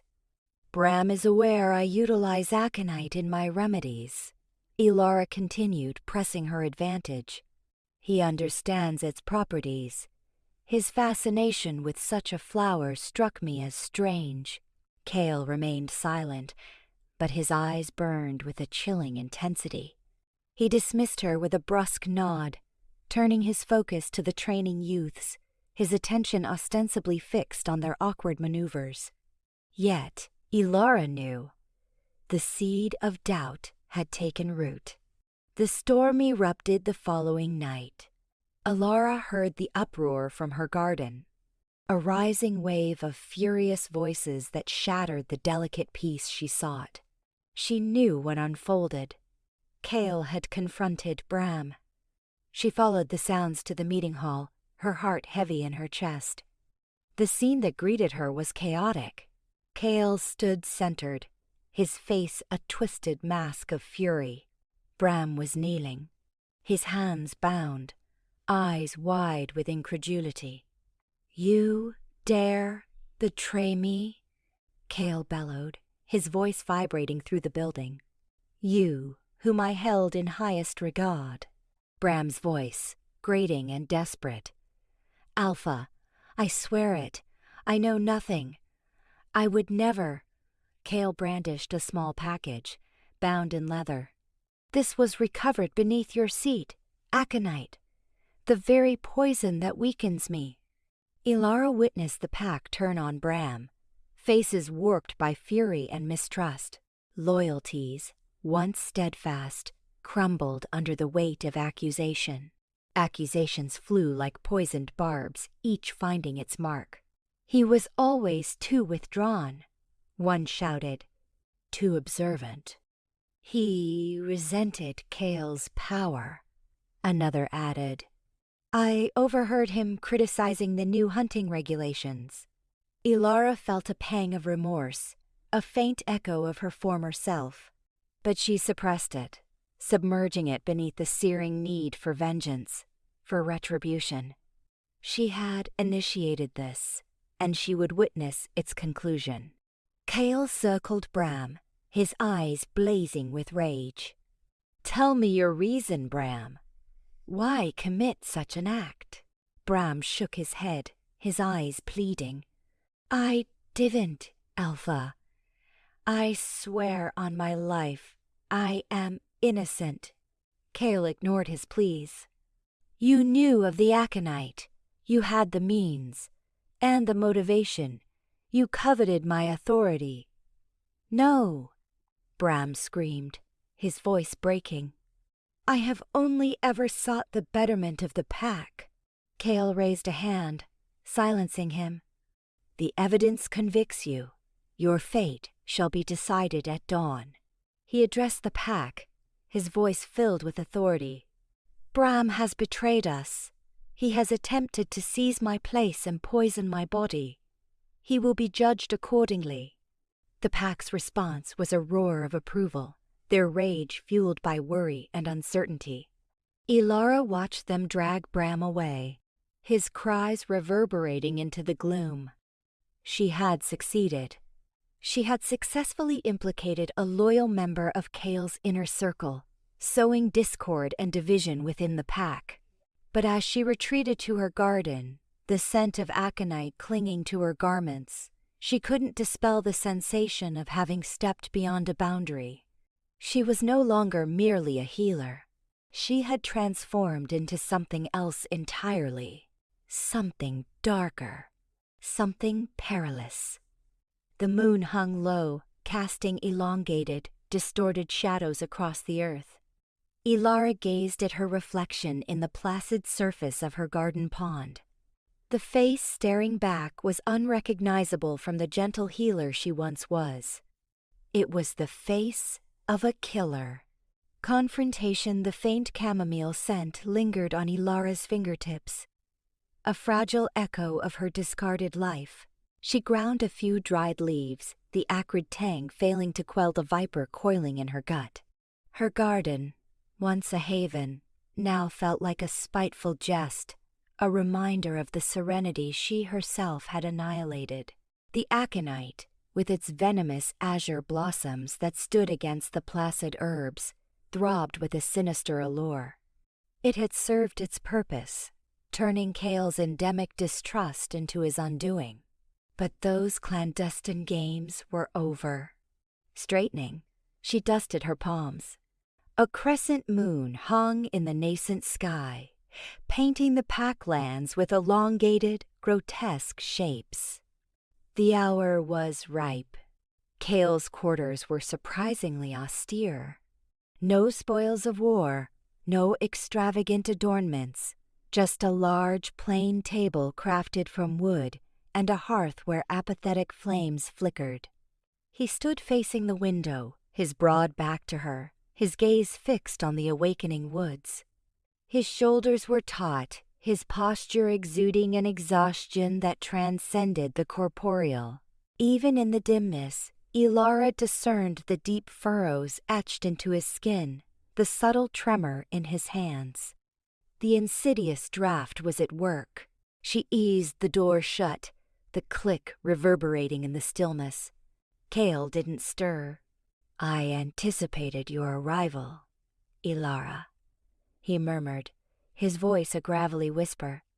"Did you?" she countered, her voice drained of its characteristic warmth. "I dare say you've been anticipating a plethora of things of late. Treachery, perhaps? Mistrust? Agony?" He turned at last, his eyes, habitually sharp and calculating, now glazed with confusion and something akin to woundedness. "What is the meaning of this, Ilara?" "This," she responded, advancing, "is recompense. Or, perhaps more accurately, retribution."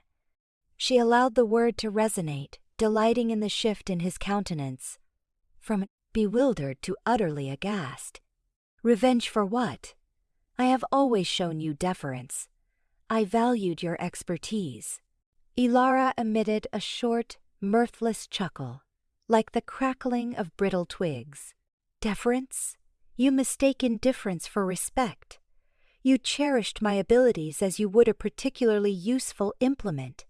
You viewed me as nothing more than a medic, someone to mend your warriors after your skirmishes." She spat the last word like venom on her tongue. "I safeguard this pack, Ilara. Difficult choices are sometimes unavoidable." "Difficult choices? Such as murdering my sister in cold blood? Such as watching her expire, pleading for your grace, while you stood there, unaffected? Did that register as a difficult choice, Kale? Or did it merely feel like efficient resource management?" The poison in her tone was almost a tangible thing, thick enough to choke on. Kale's complexion blanched, a momentary flicker of what might have been contrition crossing his face. Ilara, I didn't." "Do not insult my intelligence with falsehoods," she hissed, drawing closer still. "I witnessed it. I saw the expression in your eyes when you condemned her. No remorse, no hesitation, just frigid calculation. She was a liability, was she not? Too fragile to fight, too empathetic to kill. So you disposed of her, just as you eliminate any perceived threat to your precious pack." "She was a traitor," Kale asserted, his voice regaining some of its former dominance, though his trembling hands belied his waning strength. "She was divulging information to the rival pack. Lies. She was attempting to broker peace. Something you, in your insatiable lust for dominion, would never even entertain." Ilara closed the gap between them. "And now you are reaping what you sowed.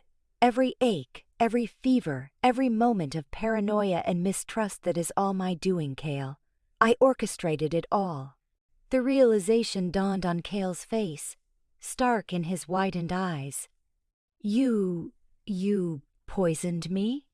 Not personally, not directly, Ilara corrected, a cruel smile gracing her lips. That would have been far too conspicuous. No, I merely provided a subtle impetus, planted a few seeds of suspicion, cultivated the dread that was already festering within your pack. You were so quick to suspect duplicity, so eager to believe the worst in everyone. It was almost effortless. Bran the Cale breathed, his voice laced with disbelief. You manipulated Bram? Bram was but a figurehead, Ilara said dismissively. A devoted hound, easily influenced. He held you in high esteem, Cale. He placed his faith in you. And you rewarded him with suspicion and ultimately with demise.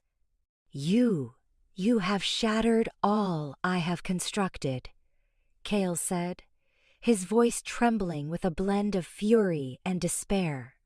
No, Cale, Ilara corrected, her voice dangerous in its softness. You shattered it yourself. You constructed it on a bedrock of terror and brutality, and it was inevitable that it would collapse. I simply hastened the process. She watched as indignation solidified in Cale's gaze, supplanting the initial shock and disbelief. The Alpha re-emerged, wounded but no less formidable. You believe you have triumphed, Ilara? He snarled, his hand instinctively moving toward the hunting knife at his hip. You believe you can simply saunter in here and what? Kill me? Usurp the pack? I have no desire to usurp the pack, Cale, Ilara said, her voice devoid of emotion. I merely desire your obliteration.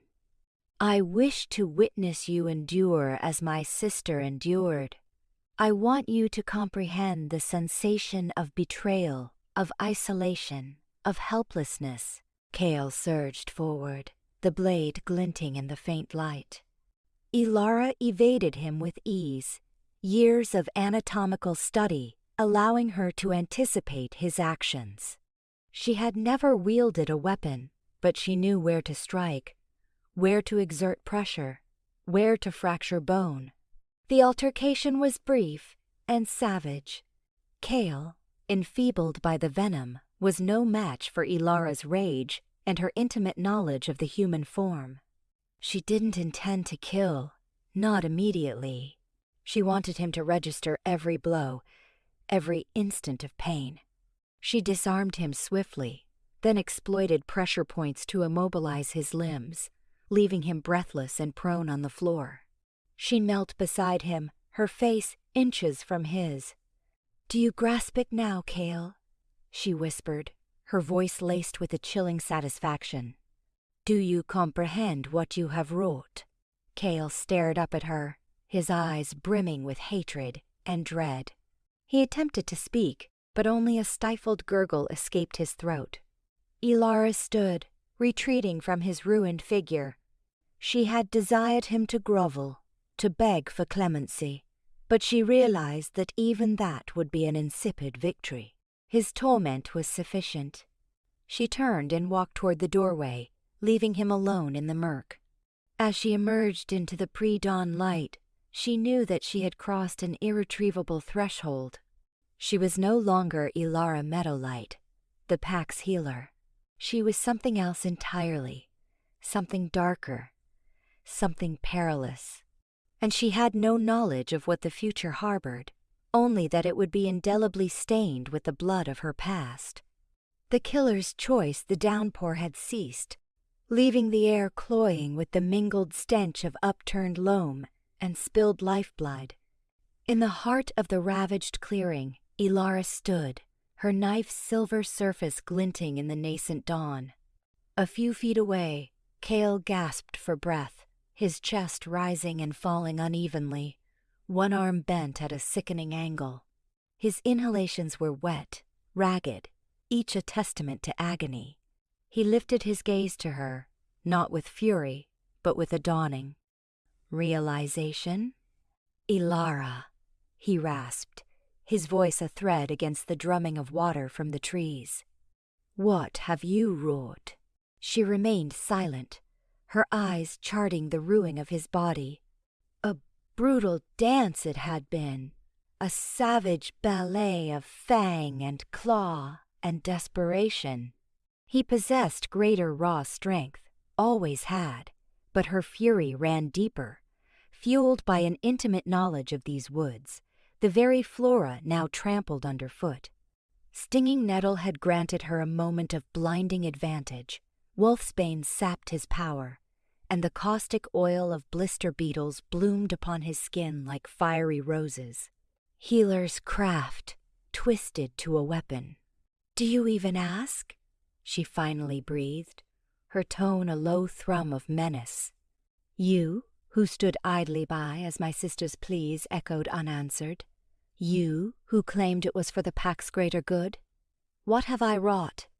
I've meted out justice, Cale, a virtue you lacked the spine to embrace." He choked, a crimson spatter staining the saturated earth. "Justice? This is vengeance incarnate, Ilara. You've transformed into something unrecognizable." She advanced, her bare feet sinking slightly into the mire. The knife felt leaden in her grip, reflecting her own stark visage. "I merely perfected the lessons, Alpha. You were the one who preached that strength reigned supreme, that compassion was a fatal flaw. And you were right, partially. Compassion nearly became my undoing. Compassion most certainly killed my sister."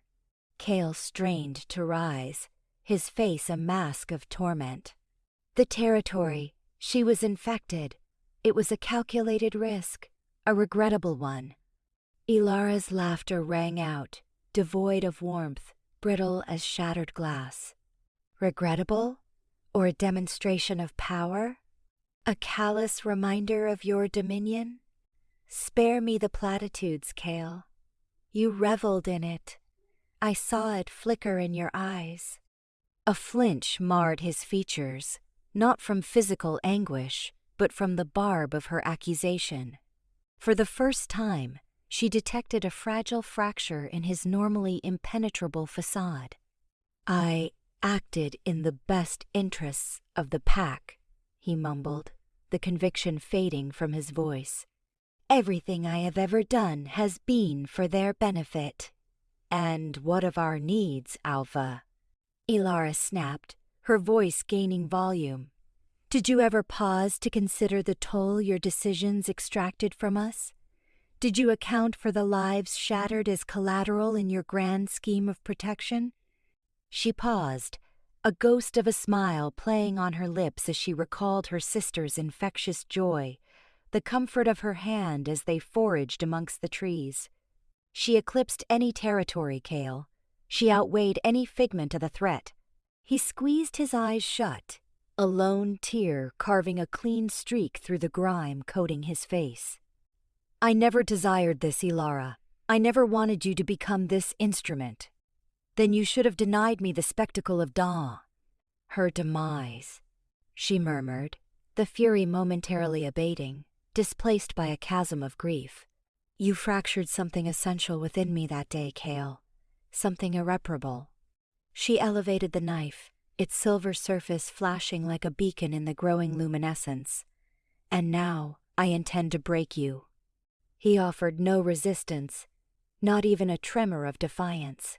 He simply stared at her, his gaze a disconcerting blend of remorse and fear. It was a disorienting sight, witnessing the fall of the mighty Alpha, the bastion of strength, reduced to a shivering, broken husk. "End it," he breathed, his voice scarcely audible. "Do what your path demands." Ilara faltered. The healer within recoiled at the prospect of extinguishing a life, even his. She was reminded of the oaths she had sworn, the sullen vow to protect and nurture. Yet, the warrior, the vengeful entity that had taken root in her soul, goaded her onward. This was justice, she rationalized.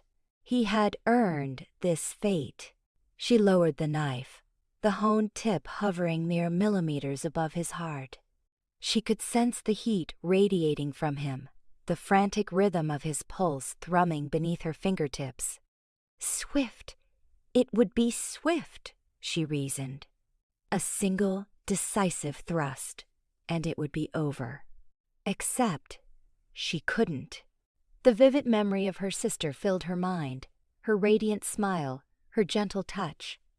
Was this what she would have wanted?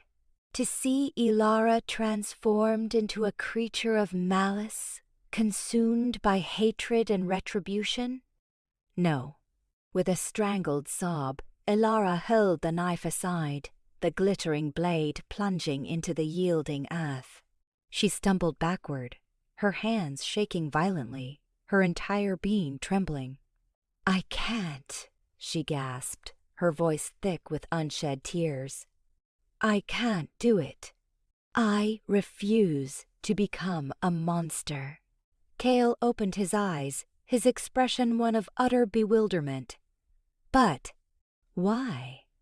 Ilara remained mute, incapable of articulating the conflict tearing her apart.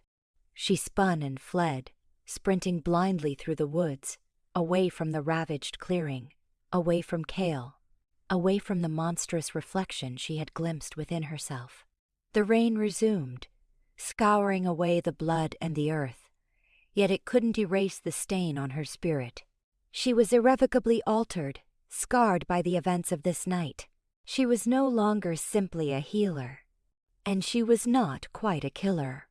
She was something, suspended between. The choice to not kill now defined her. She ran until her muscles screamed in protest, collapsing at the very edge of the pack lands, her body consumed by racking sobs. The future of the pack, the freedom she craved, seemed more elusive than ever. She had spared Cale's life, but had she inadvertently condemned them all? Had she allowed the darkness to permeate her soul without achieving anything of true worth? Only time would reveal the answer. Yet one thing stood immutable. Ilara Meadowlight, the pack's gentle healer, had vanished, and in her stead stood a different being. One forged in the crucible of fire and blood, one intimately acquainted with the bitter price of vengeance. And that grim understanding, she realized with a sickening lurch, was a burden she would be forced to carry for the remainder of her days. The Alpha's end the morning pressed down like a shroud, saturated with the earthy tang of dew and the cloying perfume of nightshade in bloom. Ilara, kneeling amongst her herbs, gently caressed the downy surface of a foxglove bloom. A subtle, lethal vibrancy pulsed within it, echoing the potent magic humming beneath her skin. Sleep had eluded her. Cale's visage, etched with agony yet stubbornly defiant, remained seared onto the backs of her eyelids. Then, Lyra surfaced a memory piercing as ice. Lyra, her laughter echoing across the meadow as she chased butterflies. Lyra, her hand outstretched in mute appeal as Cale's guards hauled her away. Lyra, whose existence had been deemed a trifling expense in the pack's ruthless calculus. A shiver racked Ilara. The greater good. Cale's mantra, repeated until it was a husk of meaning. Now, even as his body turned against him, he still clung to it.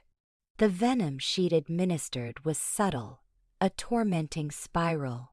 It would erode him, fragment by agonizing fragment, until only an empty shell remained. Rising, she found little solace in the cool morning air. It did nothing to calm the blaze within her. Today, this would conclude. She discovered Cale in the training clearing, his movements leaden, his breathing a harsh, ragged rasp. A cluster of wolves lingered at the periphery, their expressions a mixture of bewilderment and nascent dread. They sensed the tectonic shift in the pack's power, a tremor deep within its core. Cale caught sight of her approach, his steely eyes narrowing. "Ilara," he croaked, his voice a brittle rasp. "You've no business here." "Don't I?" she responded, her tone dangerously silken. She began to circle him slowly, a predator measuring its kill. "I've come to see my project to its conclusion." A flicker of comprehension, then dawning fury sparked across his face. He lurched forward, his weakened body betraying him mid-stride. He collapsed, writhing, hacking for air, his hands scrabbling in the dirt. "You've poisoned me," he gasped, realization blooming in his eyes. "After all I've sacrificed for this Paka, sacrificed." Ilara spat, her voice saturated with scorn. "Do you call the butchering of innocence sacrifice? Is fear your only tool? Is that what makes a leader?" He gazed up at her, desperation glazing his eyes. "It was necessary. Strength and discipline. These are the bedrock. Without them, we are nothing." Ilara knelt, her face mere inches from his. "You are mistaken, Cale. We are more than beasts driven by base instincts. We possess compassion, empathy, tenderness qualities you have systematically purged in your lust for dominance." She withdrew a vial from her pouch, filled with a viscous, sable liquid. The air around it seemed to crackle with contained power. "This," she declared, lifting it for his inspection, "is wolfsbane, refined to its purest form. Enough to still even your corrupted heart." The gathered wolves gasped, their eyes wide with disbelief and fear. Never had they witnessed such flagrant rebellion, such unchecked force. Cale fixed his gaze on the vial, resignation masking his features. "So, this is my end," he murmured. "Not in a glorious battle, not with honor, but with venom from the hand of a healer. You forfeited any claim to honor the instant you condemned my sister," Ilara declared, her voice unwavering. "You taught me a monster can only be defeated by another. And what will you become, Ilara?" Cale questioned, a ghost of his former arrogance returning. "A savior? A ruler? Or simply another tyrant, intoxicated by control?" His words, a chilling premonition, hung heavy in the air. Ilara disregarded his taunt, her focus locked onto the task at hand. She uncorked the vial, unleashing a wave of death-laden scent. "Lyra," she whispered, her eyes shimmering with unshed tears. "This is for you." She forced the vial to Cale's lips, tilting it until the deadly draft flowed down his throat. He choked, his body spasming. Yet he offered no resistance. He simply stared, his expression filled with a haunting understanding. The change was rapid and brutal, his muscles contorted, bones twisted, fur stood on end. A strangled roar, pure pee. Suffering given voice erupted from his throat before he finally collapsed, his body convulsing. The observing wolves recoiled, horror and confusion twisting their features. Some whimpered, others snarled, unsure of what they had witnessed. Their alpha, cornerstone, the embodiment of their pack's strength, lay dead at the feet of the healer. Ilara stood over Cale's corpse, the empty vial rolling away. The enormity of her action crashed down on her, threatening to drown her in its wake. It was done. She had killed him. She had avenged Lyra, but the victory tasted like ash, tainted by the darkness she now wore. Her gaze swept over the pack, their faces a tapestry of bewilderment and fear. Had she liberated them? or merely plunged them into anarchy. A young wolf, little more than a pup, hesitantly approached, his eyes wide with terror. What happens now?" he stammered. Ilara met his gaze, her heart aching. She possessed no answers, only blood-stained hands and a pack looking to her for direction. I don't know," she confessed, her voice barely audible. "But we will find our way forward, together." It was a lie. She was lost in the dark, but she had to offer something, anything, to quell the rising tide of panic. She had shattered the old order, and now she had to forge something anew from the ruins. Standing there, amidst the silent, watchful eyes of her pack, Ilara understood that her true trial had just begun. The road ahead was shrouded in shadow and uncertainty, but she was no longer the naive healer she once was. She was a warrior, tempered in the crucible of sorrow and vengeance, and she would stop at nothing to safeguard her pack, even if it meant extinguishing the last embers of her own humanity. A new dawn, the odor of upturned soil permeated Cremina. Ilara's pelt, a bitter contrast to the chamomile's sweet redolence in her garden. Each plant, each vibrant bloom, felt like a silent judge. She, a mender of bodies, a bringer of life, now had Kale's essence clinging to her, a stain that defied cleansing rains. Dawn broke, a gaudy display of rose and gold across the horizon, cruelly mocking the shadows gripping her soul. She drew a time-worn satchel closer, rechecking its contents with a brow. Nervous tick, preserved herbs, swathes of linen, a diminutive blade the tools of her previous calling, now like relics of a life forfeit. Flight was the only option. The pack regarded her with a disturbing blend of reverence and fear, a potent concoction that prickled her skin. They saw her as a liberator, the one who had shattered Kale's iron grip, yet she felt only the suffocating weight of her choices. She was an alien amidst kin, haunted by specters visible only to her. The crisp morning air echoed with the pack's awakening, playful puppy yips, and the deep-throated murmurs of elders debating their uncertain path forward. Ilara shied from their eyes, absorbed in her task, meticulously stowing her few possessions. She would journey east, toward the Whispering Woods, a place whispered to shelter solitary healers and lost wisdom. Perhaps there, she could find solace, a way to reconcile her former self with the one forged in fire. A small eclipse fell across her garden, halting her preparations. A young wolf, barely through his first metamorphosis, stood timidly at the garden's edge.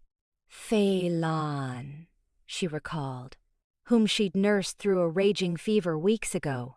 His eyes, usually blazing with youthful fire, now held a subdued desperation that mirrored her own. Ilara, he breathed, his voice barely audible. "Are you leaving?" She hesitated, the lie poised on her tongue, but his palpable sincerity disarmed her. "Yes, Phelan. I am."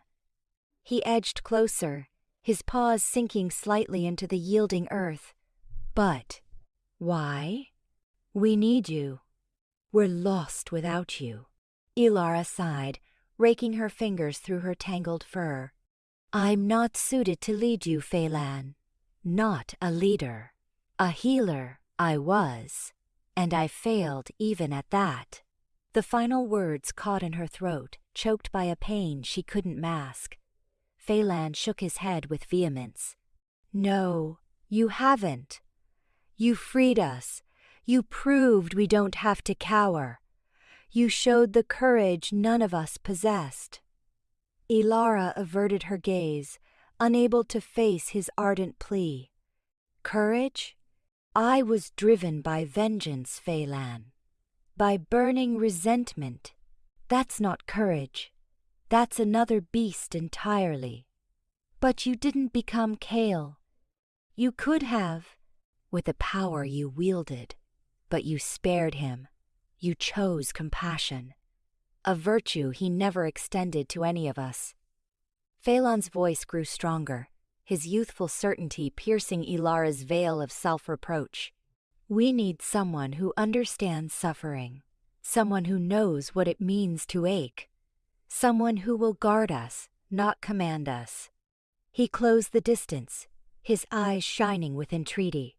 "Please, Ilara, don't abandon us. Stay and help us mold a better pack, one where every life matters, where no one is a pawn in some greater scheme."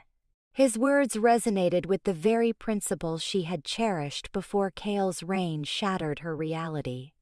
Principles she'd believed were irrevocably lost. She looked at Phelan, at the budding hope in his young eyes, and a faint ember flickered within her frozen core. I don't know, Phelan," she stammered. "I'm not sure of my strength, or that I can trust myself." "You are strong," Phelan insisted. "We all are, together.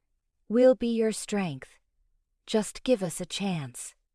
Ilara surveyed her garden, the familiar plants, the dawning sun painting the sky with renewed promise. She thought of Lyra, her sister's gentle soul, and a surge of sorrow washed over her, but tempered with a fierce resolve to honor Lyra's memory by crafting a world where such horrors could never recur. She refocused on Phelan, his youthful face etched with unwavering trust. He, and the pack, needed her.